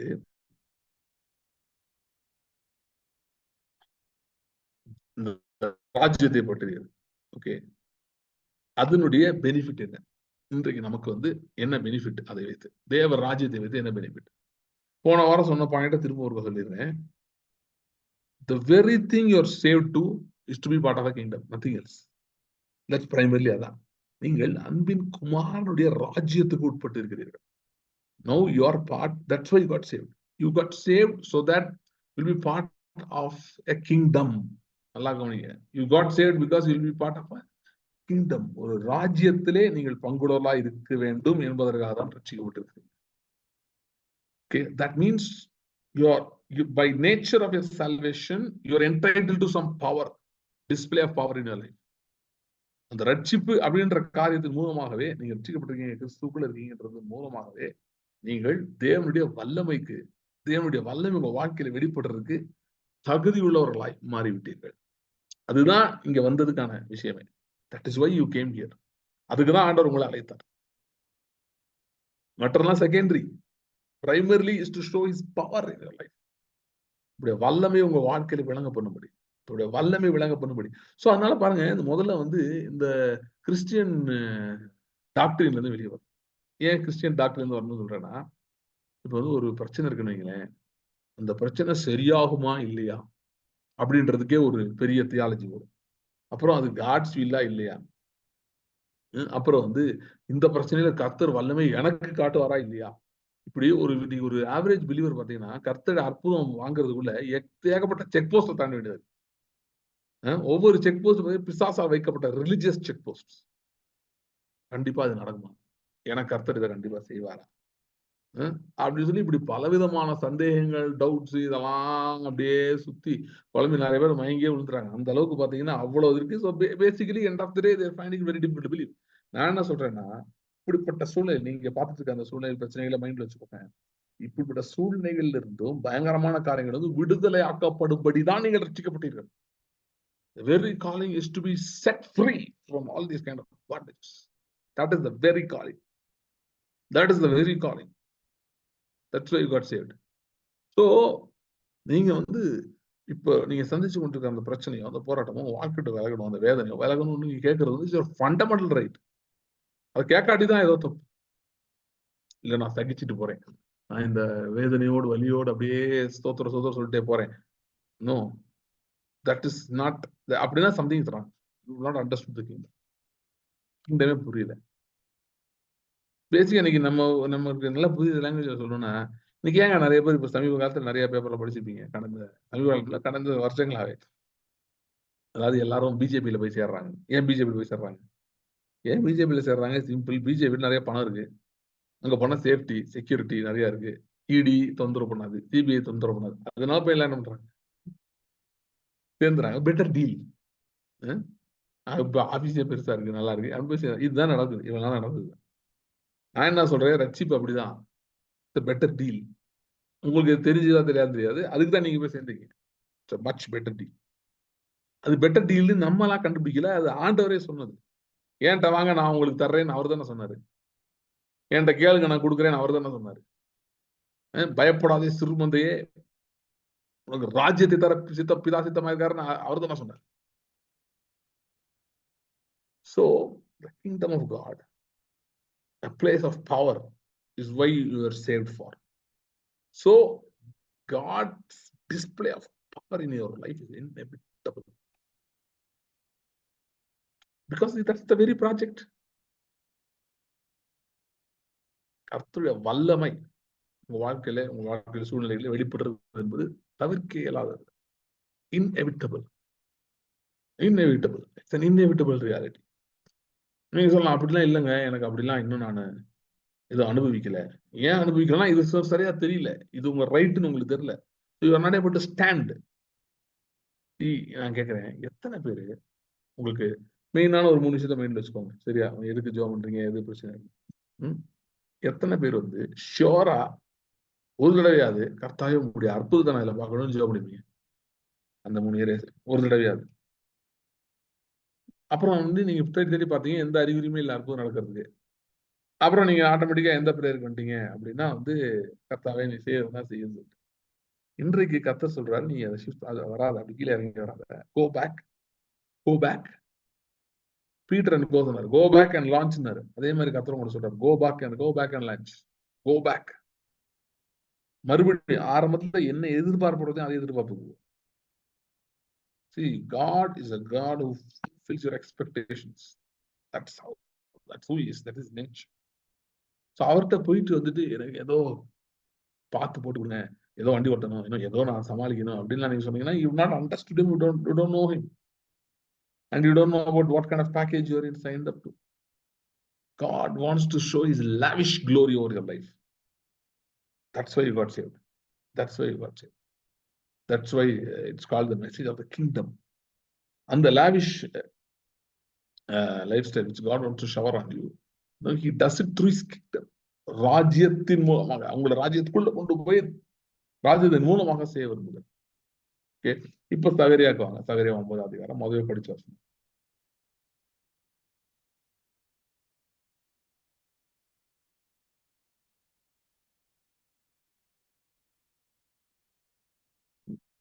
ஒன்பதாவது அதிகாரம் அதுல 9ஆம் வசனத்துல இருந்து பாத்தீங்கன்னா, சீயோன் குமாரத்தை மிகவும் களிகூறி எருசலேமே கெம்பீரி, இதுவும் ராஜாவின் இடத்துல வருகிறார், நீதி உள்ளவரும் ரட்சிக்கிறவரும் தாழ்மையுள்ளவரும் கழுதையின் மேலும் கழுதை குட்டியாகிய மரியின் மேலும் ஏறி வருகிறவருமாய் இருக்கிறார். சோ நான் அன்னைக்கே சொன்னேன், சியோன் அப்படின்றது ஏன் வருது அப்படின்னா, சியோன் என்பது வந்து ஒரு சாதாரண இடம் கிடையாது. சியோன் என்பது தாவீது கண்டுபிடித்த ஒரு இடம். அப்படின்னா தாவீது தான் அந்த ஊரு ஒரு எபூசியருடைய கோட்டையை கைப்பற்றி அதுக்கு சியோன் என்று பெயரிட்டான். தாவீதின் நகரம் என்று தாவீது தான் அது செட்டப் பண்ணுது. இன்னொன்று வந்து ஜயன் வந்து was a place of significance only as long as when the king was there. ராஜா இருந்த போதுதான் சியோன் இருந்தது. ராஜா இல்லாட்டி சியோன் கிடையாது. ஏன்னா சியோன் என்பது ராஜாவினுடைய கவர்மெண்டல் ஆபீஸ், அது அட்மினிஸ்ட்ரேட்டிவ் ஆபீஸ். அங்கிருந்தான் தாவீது ராஜா அங்கிருந்தான் ஆண்டு கொண்டிருந்தான். சாலமோன் அங்க சியோன்ல இருந்தா ஆண்டு கொண்டிருந்தான். It's a seat of power and governance. Zion குமாரத்தி அப்படின்னு சொல்லும் போதே, சியோன் குமாரத்தி ஆர்ப்பரி, எருசலேமின் ஆர்ப்பரின்னு சொல்லும் போதே, you should know what the scripture has in mind. The scripture has kingdom in mind. Scripture has kingdom in mind. அதனாலதான் நான் அன்னைக்கு சொன்ன மாதிரி சியோன் எருசலேம் என்கிற இந்த மாதிரியான வார்த்தைகள் பயன்படுத்தப்படுகிறது. சரியா? சரி, ஓகே. இந்த வசனத்தை என்ன சொல்லியிருக்கு? ஆர்ப்பரியுங்கள். ஒரு வார்த்தைங்களா 9:9. சீயோன் குமாரத்தியே மிகவும் களிகூறு, எருசலேம் குமாரத்தியே கெம்பீரி, இதோ உன் ராஜா உன்னிடத்தில் வருகிறார், அவர் நீதி உள்ளவரும் ரட்சிக்கிறவரும் தாழ்மை உள்ளவரும் கழுதையின் மேலும் கழுதை குட்டியாகிய மரியின் மேலும் ஏறி வருகிறவருமாய் இருக்கிறார். நான் ஒரு கொஸ்டின் கேட்டேன், அப்போ ஆன்சர் பண்ண நான் மற்ற காரியம் பேசிட்டு இருக்கேன். இன்றைக்கு நாம் இந்த ராஜ்யத்திலே சியோனிலே நாம் அழைக்கப்படுகிறோம், சியோனிலே பங்குள்ளவராக இருக்கிறோம். ஸோ இதனால நமக்கு என்ன பெனிஃபிட் அப்படின்னு பாத்தீங்கன்னா, நான் ஒரு கேட்டிருந்தேன் தெரியுமா, வசனத்துல என்னைய பத்தி எங்க போட்டு கண்டுபிடிச்சிட்டீங்களான்னு. நான் உன்னை கண்டுபிடிச்சிட்டேன். அது என்னன்னா, இது நம்மளை பத்தி தான் போட்டிருக்கு. எது 9 கீழே வர்றது எல்லாமே யாரை பத்தி தான் போட்டிருக்கு? நம்மை பத்தி தான் போட்டிருக்கு. ரீசன் சொல்றேன். அதாவது இயேசு கிறிஸ்துவை யூதர்கள் வந்து வெறுமனே ஒரு ராஜா வகை இருப்பார். வெறுமனே ஒரு ராஜா சாதாரண ராஜா இல்ல, ஒரு பெரிய ராஜா இருப்பாரு, பவர்ஃபுல்லா இருப்பாரு. தாவீதுடைய அந்த இல்ல அந்த மேசியா ராஜா வருவாரு, அவர் பவர்ஃபுல்லா இருப்பாரு, அவர் நிறைய காரியங்கள் செய்வாரு அப்படின்னு சொல்லி அவங்க எதிர்பார்த்தாங்க. ஆனா இயேசு கிறிஸ்து பூமிக்கு வரும்போது அவர் அந்த ஃபுல்லாவே டைனமிக்ஸா மாத்தி அவர் வேற மாதிரி பேசுறாரு. தேவ ராஜ்யத்தை தான் பேசினாரு. அந்த ராஜ்யம் எப்படிப்பட்டது என்பதை விளக்க ஆரம்பித்தாரு. எப்படிப்பட்ட ராஜ்யம் அப்படின்னா, இது வந்து it rules over the shadow things. For example, the kingdom of God rules over death. Death is a shadow thing. அது காணக்கூடாத உலகத்துல இருக்குது. எப்போ வந்து யார் அடிச்சுட்டு போகும் என்ன பண்ணும் தெரியாது. அப்படிதான் அந்த பூமியில சுத்திட்டு இருக்கு. But the kingdom of God was launched by God to beat the power of death and other things, other evil things. அதை அழிக்கும்படிதான் பிசாசின் கிரீடை அழிக்கும்படிதான் தேவ ராஜ்யத்தை, இந்த சுவிசேஷத்தை தேவன் ஏற்படுத்தி வைத்தார்.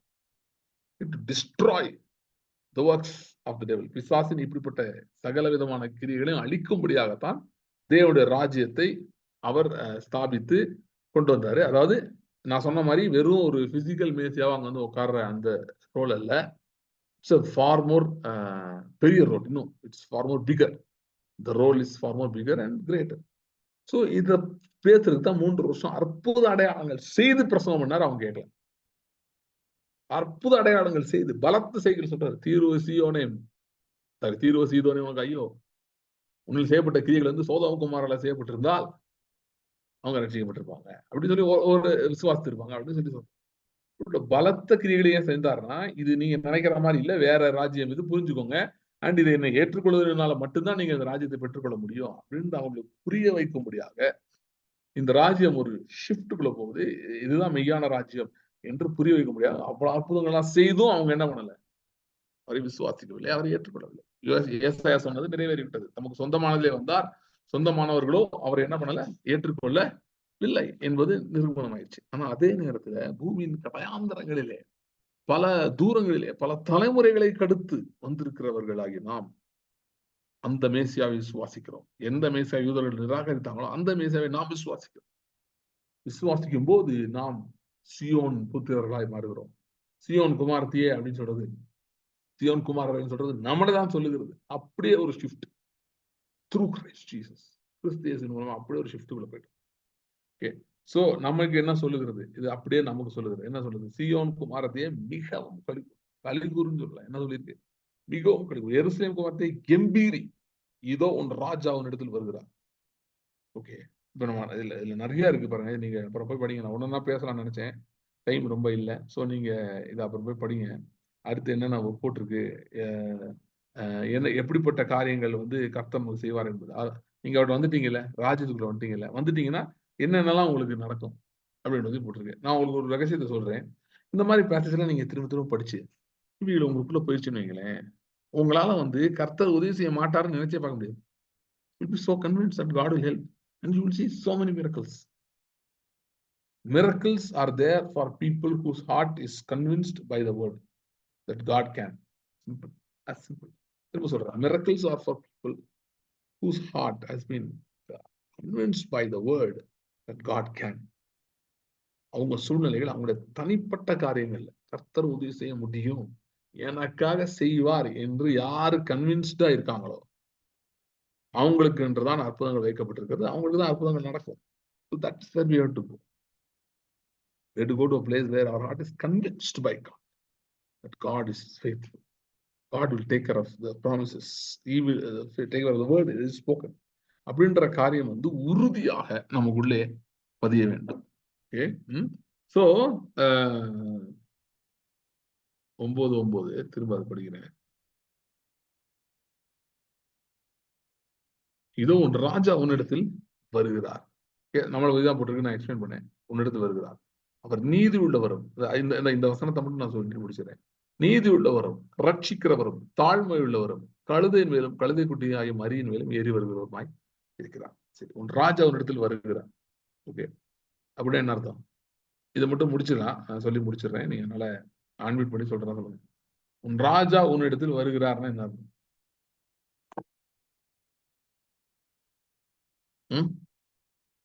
அன்மியூட் பண்ணவா எல்லாரையும்? அன்மியூட் பண்ணிடுங்க. உன் ராஜா உன்னிடத்தில் வருகிறார்னா என்ன அர்த்தம்?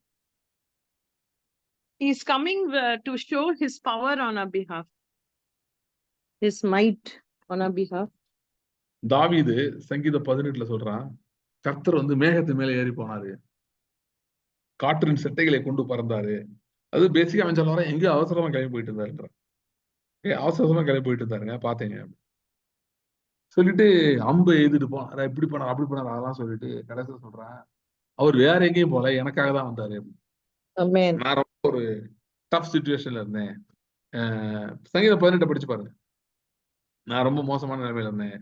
என்னை சுற்றி வந்து மோசமான ஜனங்கள் இருந்தாங்க. எல்லாரும் என்னை சேர்ந்து ஒரு மாதிரி பண்ண பார்த்தாங்க.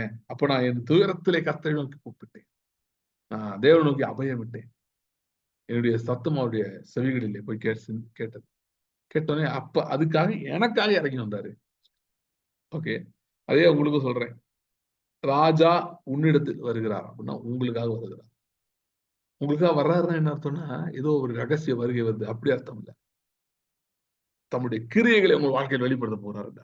Because God is going to manifest his works. Again, I'm telling you, this is a season where God starts manifesting his works, not just the words. Works, not the words. வார்த்தைகளுக்கு நிறைய பேசிட்டாரு. இது வார்த்தைகளின் காலம் அல்ல, இது செயல்களின் காலம். ஒர்க்ஸ் ஆஃப் காட், கர்த்தருடைய செய்கைகள்.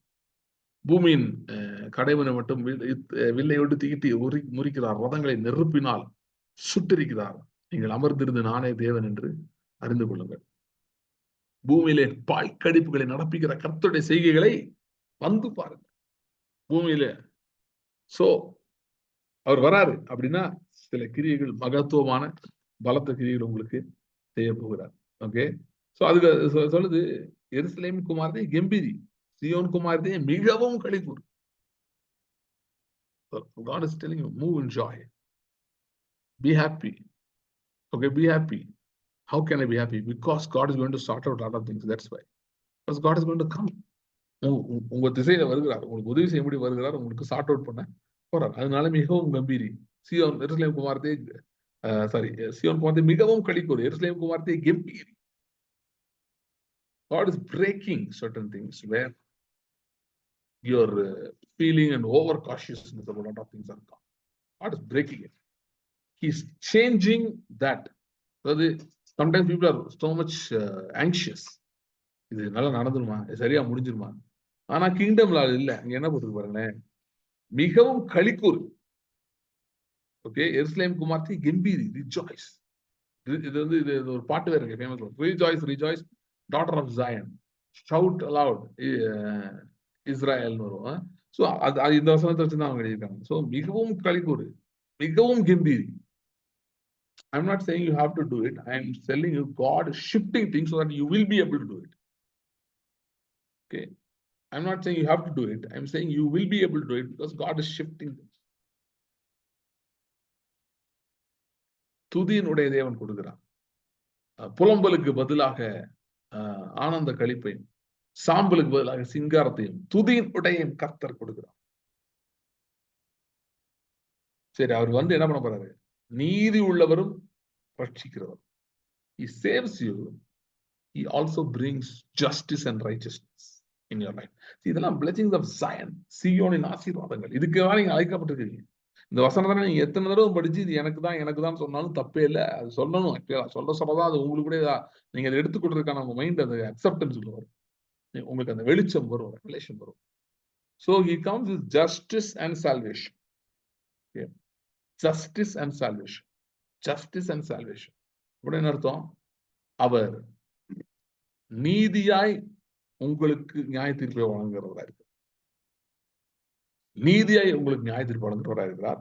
உங்களை காப்பாற்றுகிறவராக இருக்கிறார். ரட்சிக்கிறவர் அப்படின்னா காப்பாற்றுகிறவர். ப்ரொடெக்ட்ஸ். கடைசி பாயிண்ட் அதை மட்டும் சொல்லி முடிச்சிடலாம். அவர் எப்படி வர்றதா? ஓகே, அவர் எப்படி வர்றாரா? கழுதையின் மேலும் கழுதை குட்டியாகிய மரியின் மேலும் ஏறி வருகிறார். எது மேல ஏறி வர்றாரு? கழுதையில வர்றாரு.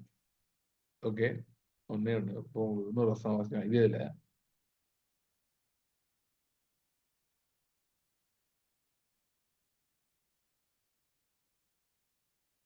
அடுத்த வசனம் 10வது வசனம் வாசிங்க. எப்ராயிம் என்று ரதங்களையும் எருசலேமின் என்று குதிரைகளையும் அற்று போக பண்ணுவேன். போதும். அவர் வந்து எதுல வராரு? கழுதையில வராராம். 10வது வசனத்துல போட்டு எதை காலி பண்ணிடுவாராம்? குதிரைகளை. அவர் கழுதையில வராரு. எதை காலி பண்ண வராராம்? குதிரைகளை காலி செய்வார். ஓகே, சோ என்ன அர்த்தம்? கழுதை வர்றாரு, ஆனா குதிரை என்ன பண்ணிடுவாரு? காலி பண்ணிடுவாரு. அது அர்த்தம் வந்து 13வது வசனத்துல இருக்கு. 13 வாசிங்க. நான் எனக்கென்று யூதாவை நானேற்றி எப்ராயிமிலே வில்லை நிரப்பி சீயோனே உன் புத்திரரை கிரேக்க தேச புத்திரருக்கு விரோதமாய் எழுப்பி உன்னை பராக்கிரமசாலியின் பட்டயத்திற்கு ஒப்பாக்குவேன். அதாவது கிரேக்கர் அந்த நாட்களிலே they were known for wisdom. இன்னைக்கு வரைக்கும் பாத்தீங்கன்னா ஈவன் டெமோக்ராட்டிக் சிஸ்டம் நம்ம வச்சிருக்கிறது எல்லாமே கிரீஸ்ல இருந்து வந்தது தானே, ஏன்ஷியன்ட் கிரீஸ்ல இருந்து வந்தது தானே. சோ கிரேக்கர் அப்படின்னாலே வந்து அவர்கள் வந்து இந்த மிகவும் சாதுரியமானவர்கள். ஆண்டவர் சொல்றாரு, Judah and Jerusalem, I will pit you against the sons of Greece. கழுதையில வந்துட்டு குதிரை காலி பண்ணுவேன்றாரு. ஆனா என்ன அர்த்தம்? என்ன சொல்ல வர்றாருன்னா, அவர் குதிரைக்கு விருப்பமே இல்லை. அவர் எப்பயுமே குதிரை விரும்பினதே கிடையாது. பைபிள்ல நீங்க படிச்சு பார்த்தீங்கன்னா ஆண்டவர் வந்து குதிரை வேணாம்னு சொல்லுது. குதிரையெல்லாம் எனக்கு கொண்டு வந்து குதிரை வச்சுதான் ஏதோ பண்றேன், நீ என்ன பண்ணாத சொல்லாத. Okay, they always went on the donkey. தாவீது காலத்துல கூட டாங்கி தான் இஸ்ரேல்ல இருந்திருக்கு. குதிரை சேரிட்ஸ்னா எவ்வளவு இருந்துச்சுன்னு தெரியாது. Primarily it was donkey. Solomon தான் ஃபர்ஸ்ட் குதிரையை கொண்டு வரக்கான ஒப்பந்தமே போடுறான் எகிப்து கூட. இன்ஃபேக்ட் ஆண்டவர் மோசே நியாயப்பிரமாணத்தை தெளிவா சொல்லியிருந்தாரு செய்யாதுன்னு. அவன் படிச்சானா படிக்கலையான்னு தெரியாது. அவன் ஆனா டீல போட்டான், எம்ஓயு சைன் பண்ணிட்டான். சைன் பண்ணதோட பிரச்சனை ஆரம்பிச்சது. அப்புறம் அது வேற எங்கேயோ போய் முடிஞ்சிருச்சு. ஆனா இங்க பாருங்க, ஆண்டவர் சொல்ற தெளிவா, குதிரைன்றது ஆண்டவர் வந்து கார்னல் ஸ்ட்ரென்த்துக்கு ஈக்குவேட் பண்ணி சொல்லி பேசுறார். கார்னல் ஸ்ட்ரென்த்னா என்ன? ஒரு மனுஷனுடைய பலம், அவனுடைய பணபலம், அவனுடைய மூளை பலம், அவனுடைய இன்ஃபுளுயன்ஸ் பலம், இப்படி வந்து நிறைய அவனுக்கு இருக்கிற பலம் அப்படின்னு அவன் என்ன நினைச்சிட்டு இருக்கான்ல, இதெல்லாம் ஸ்ட்ராங்கா இருக்கும், நாங்க ரொம்ப ஸ்ட்ராங்கு, நாங்க அப்படி ஆகும் இப்படி ஆகும், எங்களுக்கு டீட்டெயிலா லாஸ்ட் பிட் வரைக்கும் ஆள் இருக்கு, எங்களுக்கு வந்து இவ்வளவு இன்ஃபுளுயன்ஸ் இருக்கு, இவ்வளவு கனெக்ஷன் இருக்கு, இவ்வளவு பணம் இருக்கு, இவ்வளவு பவர் இருக்கு, அப்படி இப்படின்னு வந்து people can do lot of things. ஆண்டவர் என்ன பண்றாருன்னா, ஒருத்தன் அப்படிலாம் போஸ்ட் பண்ணிட்டு இருக்கான், உட்காந்து பார்த்துட்டு இருக்காரு, பண்ணு, குதிரை ரெடியாப்பா போட்டிக்கு, இப்ப என் குதிரை பயங்கரமான குதிரை ஆண்டவரே, பாஞ்சிரும். குதிரை பந்தயத்துல ஆண்டவர் வந்து கழுதையை கூட்டிட்டு வந்து விட்டுருவார். ஏன்னா இது சாதாரண கழுதை இல்ல, கழுதை மேல அவர் வர போறாரு. அவரை பொறுத்தவரை கழுதையா இருக்கலாம் நீ, ஆனா கழுதை மேல அவர் ஏறி உட்காந்துட்டாருன்னா எந்த குதிரையும் காலி பண்ணிடலாம். திஸ் இஸ் பைபிளோட ஸ்ட்ராங்கஸ்ட் தீம் இதுதான். என்னைய பொறுத்துள்ள ஸ்ட்ராங்கஸ்ட் தீம், காஸ்பலோட ஸ்ட்ராங்கஸ்ட் தீமே இதுதான். In the race of horses, God will bet on the donkey. That too sometimes நொண்டி the donkey இருந்தா ரொம்ப வசதியா இருக்கும். He will bet on a donkey in a horse race. This is the gospel. This is Bible. You study the Bible. இந்த message நீங்க கண்டுபிடிக்கலன்னா நீங்க ஒழுங்காவே படிக்கலன்னு அர்த்தம். இதுதான் மெசேஜ்.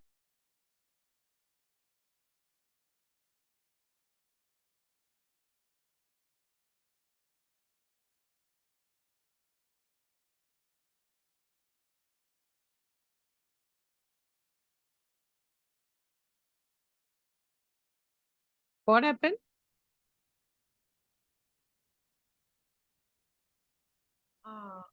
அண்ணன் வெளிய போயிடுச்சா? He's got cut off. எனக்கு திடீர்னு சந்தேகம், எந்த கட் ஆஃப் ஆயிடுச்சா? இல்ல அப்பா இருந்து ரெக்கார்டிங் பாஸ் பண்ணிருங்க அக்கா.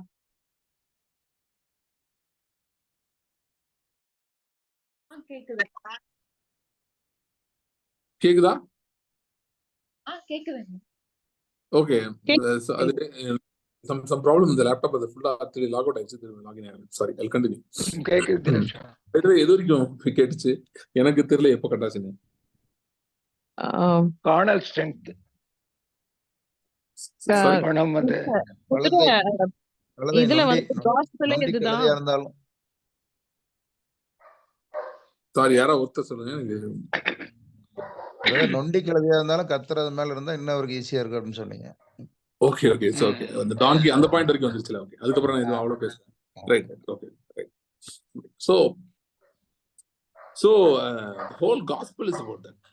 எதை பத்தி அப்படின்னு பாத்தீங்கன்னா, இட் இஸ் அபவுட், இப்ப பவுல் கூட அதை எழுதுறாரு, ஞானவான்களை வெட்கப்படுத்தும்படி தேவன் உலகத்தில் பைத்தியமானவர்களை தெரிந்து கொண்டார், உள்ளவைகளை அவமாக்கும்படி இல்லாதவைகளையும் இழிவாய் எண்ணப்பட்டவைகளையும் அற்பமாய் எண்ணப்பட்டவைகளையும் தேவன் தெரிந்து கொண்டார். சரி, so the whole gospel is about that. தேவன் எப்படிப்பட்ட காரியம் வைத்திருக்கிறாரா, நான் சொன்ன மாதிரி வந்து in a horse race God will better a donkey. So இதுதான் சுவிசேஷம். ஸோ அதனால நீங்க அதான் தொடர்ந்து அப்ப நான் காட்டினதுல தொடர்ந்து படிச்சு பார்த்தீங்கன்னா, அங்க வந்து God is saying, நான் வந்து I'll take Zion and pit them against the children of Greece. கிரேக்கு புத்திரருக்கு எதிராக சியோன் எடுத்து நான் நிறுத்துவேன்னு சொல்றாரு. அந்த நாட்கள், அவர் சொன்ன நாட்கள்ல சியோன் எவ்வளவு பரிதாபமா இருந்துச்சு அப்படின்னு பாத்தீங்கன்னா, அப்பதான் அவங்க வந்து தேவாலயத்தை கட்டிட்டு இருக்காங்க, கட்டக்கூட முடியல, அவ்வளவு பிரச்சனையில இருக்கு. அவங்க வந்து they were in no position to challenge Greece. Okay, ஏன்னா அது இன்ஃபேக்ட் பாத்தீங்கன்னா அப்ப இருந்தவங்களுக்காக அது சொல்லப்படவே இல்லை. It was written to those people who will come to Christ later on. பின்னாட்களில் கிறிஸ்துவண்டே வரப்போகிறவர்களை பற்றி தான் அது சொல்லப்பட்ட பேசேஜ். சீயோனே உன் ராஜா உன் இடத்துல வருகிறார் அப்படின்னா, நான் தான் முதல் சொன்னேன் எப்படிப்பட்ட ராஜா என்பதை சுவிசேஷன் மூலமா இயேசு பேசினாரு. அப்புறம் பின்னாடி சீஷர்கள் இவங்கெல்லாம் பேசினாங்க. அது அந்த ராஜாவை விசுவாசிக்கிறவர்கள், அவரை விசுவாசிக்கிறவர்களுக்கு தான் இந்த பகுதி சொல்லப்பட்டிருக்கு. ஸோ ஹார்ஸ் அப்படின்னு சொல்றதோ இல்லைன்னா சில்ட்ரன் ஆஃப் கிரீஸ் அப்படின்னு சொல்றதோ ரெண்டுமே ஒரே தான் குறிக்குது. மாம்ச பலனை நம்பிக்கை உள்ளவர்களை பற்றி சொல்லுகிறது. People who have connection, believe in their connection, in their wisdom, in their ability. அவங்களுக்கு எதிராக கர்த்தர் என்ன செய்யறாருன்னா, தம்முடைய சியோனின் குமாரரையும் குமாரதிகளையும் எடுத்து நிறுத்துகிறார். He pits them against it. இந்த மெசேஜை கன்வே பண்றதுக்காக தான் கழுதையில வந்தார். இதை கன்வே பண்றது, இது காஸ்பல் பத்தி சொல்றதுக்காக தான் கழுதையில வந்தார் அவரு. இயேசு என் கழுதையில வந்தார், இதுதான் வந்தார் சொல்றதுக்கு தான். நான் வந்து கழுதையில தான் ஏறதுக்கு வந்திருக்கேன், குதிரையில ஏறதுக்கு வரல. மீனிங் குதிரையெல்லாம் என்கிட்ட வராது, கழுதை மட்டும் தான் வரும். நீங்க குதிரையா கழுதையா அப்படின்னு எப்படி கண்டுபிடிக்கிறது அப்படின்னா, நீங்க அவர்கிட்ட வந்திருந்தீங்கனாலே நீங்க கழுதை தான். நீங்க கழுதைன்னு தெரிஞ்சாதான் அவர்கிட்ட வந்தீங்க. குதிரைன்னு தெரிஞ்சா நீங்க எதுக்கு வந்திருப்பீங்க? எனக்கு தான் எல்லாம் இருக்கு, என்னால எல்லாம் பண்ண முடியும்னா நீங்க எதுக்கு? why should you come to Jesus? What is the point? Because you felt that you are weak, you are not strong, உங்களுக்கு தெரியாது, உங்களுக்கு நிறைய பிரச்சனை இருக்கு அப்படின்றனால தானே அவர்கிட்ட வந்தீங்க. நிறைய நேரம் பாருங்க, நிறைய பிலீவர்ஸ் வந்து ரொம்ப பிசாசு அவங்க மைண்ட்ல போடுறான். உனக்கு இது சரியில்லை, நீ வீக்கா இருக்க, உனக்கு அது இல்லை, இது இல்லை. என்ன man, that's my qualification to come to him. If I had got everything together and everything was going right to me, I wouldn't have come to him. நான் வந்திருக்க மாட்டேன். என்னால, if I had so much confidence in me, I wouldn't have come to him.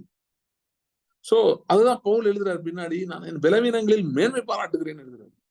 ஏன்னா நல்ல வேலை எனக்கு பலவீனம் இருக்கிறதுனாலதான் எனக்கு வந்து பவுல் சொல்றது என்னன்னா, தமஸ்குக்கு போகும்போது அவர் கீழே விழுந்துட்டார் பாருங்க. கீழே விழுந்தோடனே ஒரு பயம் வந்துச்சு பாத்தீங்களா, அதுதான் பலவீனம். அப்பயும் பயம் வரலன்னு வைங்களேன், இல்ல நாங்க அப்படியே அட்ஜஸ்ட் பண்ணிடுவோம் அப்படின்னு சொல்லிட்டு, எப்ப 4 பேர் வாங்க, என் கையை பிடிங்க, என்னை கூட்டு போங்க, அப்படி இப்படின்னு சொல்லியிருந்தாருன்னா பவுல் வந்து ஆண்டோட வந்திருக்கவே மாட்டார். அதனாலதான் சொல்றாரு, ஐ போஸ்ட் இன் மை வீக்னஸஸ். ஏன்னா என்னுடைய பலவீனங்களிலே அவருடைய மகிமை, அவருடைய பலன் மிகவும் அதிகமாக விளங்குகிறது. So இன்னைக்கு வந்து நீங்க, if the devil has been, I believe the devil has been trying to do it with some people. சில பேருக்கு வந்து உங்களுடைய அந்த வீக்னஸ், அந்த நெகட்டிவிட்டி ரொம்ப கண்முன்னாடி காட்டிட்டே இருக்கான். where you are losing out, where you are missing out, அதை ரொம்ப உங்க கண் முன்னாடி காட்டிட்டு இருக்கு. Just tell the devil, shut up devil, this is why I am exactly here, and this is exactly why the glory of God is going to manifest in my life. Okay, யார் லைஃப்ல குதிரை இருக்கிற லைஃப்ல வந்து manifest ஆனா பெரிய விஷயம் இல்ல. If God bids on the best horse and the horse wins, credit will go to the horse. But if God bids on a donkey, that too a lame donkey, then credit goes to, and the donkey wins the race, then the credit goes to God. Okay, that's why he bets on lame donkeys. So especially I'm telling you today, the areas of your life where you feel you are a lame donkey, that's where the glory of God is going to hit the most. Okay, கர்த்தருடைய மகிமை உங்க வாழ்க்கையில வெளிப்பட போகுது. See, இதுதான் சீயோனுடைய அழைப்பே. இதுதான், this is why Zion. அதுதான் Zion வருது. ஏன்னா அது பாருங்க, இது ஏதோ சாதாரணமா ஏதோ கர்த்தர் மகிமை வெளிப்படுத்தாருல, இது ராஜரீக மகிமை. Because there is a kingdom operating in Zion. An entire office is operating. An entire government is operating in the spirit realm. Just for you. Just for the lame donkeys. It's operating. So the gospel is an invitation to understand all these things. இப்போ வந்து ஆண்டவர் வந்து meditate my வேர்டுன்னு உங்களை சொல்றாருன்னா எதுக்கு சொல்றாரு? இதை புரிஞ்சுக்கோன்னு சொல்றாரு. அதுக்காக, ஏன்னா your devil is convincing you again and again that you are losing, you are weak, you are not fit. அது சொல்லிட்டே இருக்கான். He is telling, spend time with my word. Meditate on my word. ஏன் சொல்றாரு? So that you will know that you have a kingdom backing.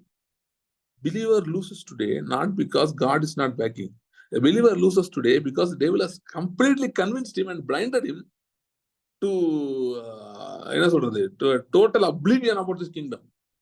ராஜ்யம் இருக்கு அப்படின்றது தெரியாம, அதை பயன்படுத்த முடியும்ன்றதும் தெரியாம, ஓகே, அதை வச்சு என்னெல்லாம் செய்ய முடியும்னு ஐடியாவே இல்லாம, அதை இம்ப்ளிமெண்டே பண்ணாம, they are throwing in the towel even before the battle begins.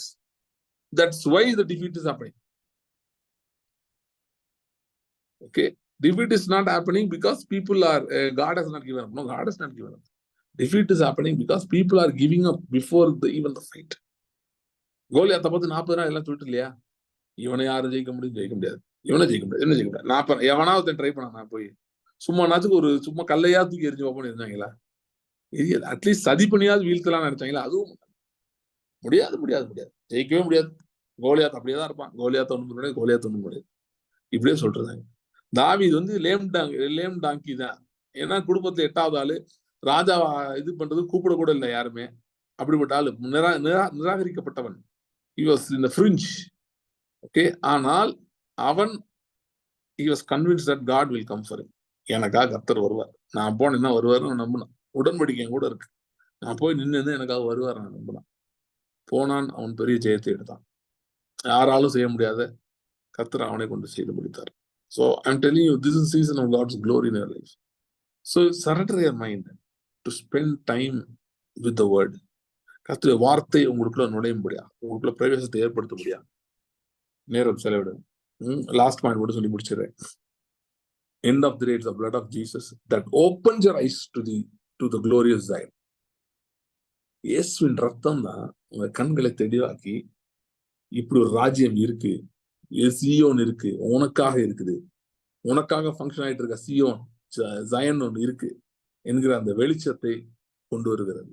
இயேசுவின் ரத்தம் கொண்டு வருகிறது. நிறைய இடம் சொல்லியிருக்கேன், blood of Jesus is the gatekeeper between portals. Natural ரெல்ம்ல இருந்து சூப்பர் நேச்சுரல் நீங்க போகணுமா, உங்க மைண்ட் அதை பார்க்கணுமா, அது காரியம் அனுபவிக்க வேண்டுமா, இயேசுவின் ரத்தத்துக்கு போங்க. இயேசுவின் ரத்தத்தை மறுபடியும் மறுபடியும் மறுபடியும் பயன்படுத்தி கொண்டே இருங்கள். எது வரைக்கும் பயன்படுத்த வேண்டும்? உங்களுக்கு கண் தெளிவாக வரைக்கும் பயன்படுத்த வேண்டும். நாம் புரிந்து கொள்ள வேண்டும், ஆதாமுக்குள் நமக்கு ஆவி இல்லாத ஒரு நிலைமைக்கு நம்ம போனதுனால நம்முடைய கண்கள் குருடாகி இருக்கிறது. தேவ ராஜ்யத்தை பார்க்கவும் முடியல. அதனால அப்படி ஒரு இல்லவே இல்லைன்னு நினைச்சிட்டு இருக்கோம். நமக்கு தோல்விதான் இருக்கு, ஜெயமே கிடையாது நினைச்சிட்டு இருக்கோம். ஆனா இப்ப நமக்கு அந்த ஹீலிங் தேவைப்படுது. அதுக்குதான் இயேசுவின் ரத்தம். இயேசுவின் ரத்தம் உங்கள் மனக்கண்களை கழுவுகிறது, மனக்கண்களை பிரகாசப்படுத்துகிறது, உங்கள் கண்களுக்கு வெளிச்சம் போட்டு காட்டுகிறது. So hold on to the blood of Jesus. Hold on to the blood of Jesus. Okay, still go strong in the word. கர்த்தருடைய மகத்துவத்தை, கர்த்தருடைய கிரியைகளை பார்ப்போம். இதுக்கென்றே நாம் அழைக்கப்பட்டிருக்கிறோம். சரி, ஜெபிக்கலாம். ஸ்தோத்திரம் ஆண்டவரே. Thank you. Thank you. Thank you, Lord. Thank you, Lord. Thank you, Lord. Thank you, Lord. இதுல யாராவது somebody is trying to get something done in New York. Either you're trying to go in there, visa அந்த மாதிரி இருக்கலாம், இல்லை you're trying to establish some job there or something there, I don't know. or ஒரு course படிக்கணும்னு நினைக்கலாம், anything. Somebody is trying to get into New York. God is opening the doors of New York. God is opening the doors of New York. God is opening the doors of New York. Thank you, Lord. Thank you, Lord. ஸ்தோத்திரம் ஆண்டவரே. Thank you, Lord. ஏசாயா 45 சொல்லியபடி, நான் உனக்கு முன் சென்று கோணலானவைகளை சபையாக்குவேன், வெண்கல கதவுகளை உடைத்து இரும்பு தாழ்பால்களை முறித்து அந்தகாரத்தில் இருக்கிற பொக்கிஷங்களையும் புதையல்களையும் தருவேன் என்று சொல்லியிருக்கிறீர். இந்த வார்த்தையின்படியே கர்த்தாவே, வெண்கல கதவுகளை உடைத்து இரும்பு தாழ்பால்களை முறித்து இவர்களுடைய நன்மைகளில் கொண்டு வந்து சேர்க்கிறதுக்காக ஸ்தோத்திரம். ஹல்லேலூயா. வேண்டுகாலமாய் காத்திருந்தது, அநேக நாட்களாய் தாமதமாக இருந்தவர்கள் வந்து சேருகிறதுக்காக ஸ்தோத்திரம். Thank you, Lord. Thank you, Lord. Lord, right now we remember the next phase of elections that's happening tomorrow. Thank you, Lord. Thank you, Lord. Thank you, Lord. Thank you, Lord. Thank you, Lord. Thank you, Lord. ஆண்டவரே, எபிரேயர் 11 வாசிக்கிறது போல, விசுவாசத்தினாலே ராஜ்யங்களை ஜெயித்தார்கள், அந்நியர்களுடைய சேனைகளை முறியடித்தார்கள். அந்த வார்த்தையின்படி ஆண்டவரே, நாளை உடைய மகத்துவமுள்ள கரம், பலத்த கரம் தொடர்ந்து கிரியை செய்வதாக, தொடர்ந்து கிரியை நடத்துவதாக, அந்நியருடைய சேனைகள், பிசாசினுடைய சேனைகள் முற்றிலுமாய் முறியடிக்கப்படுவதாக. Thank you Lord. Thank you Lord.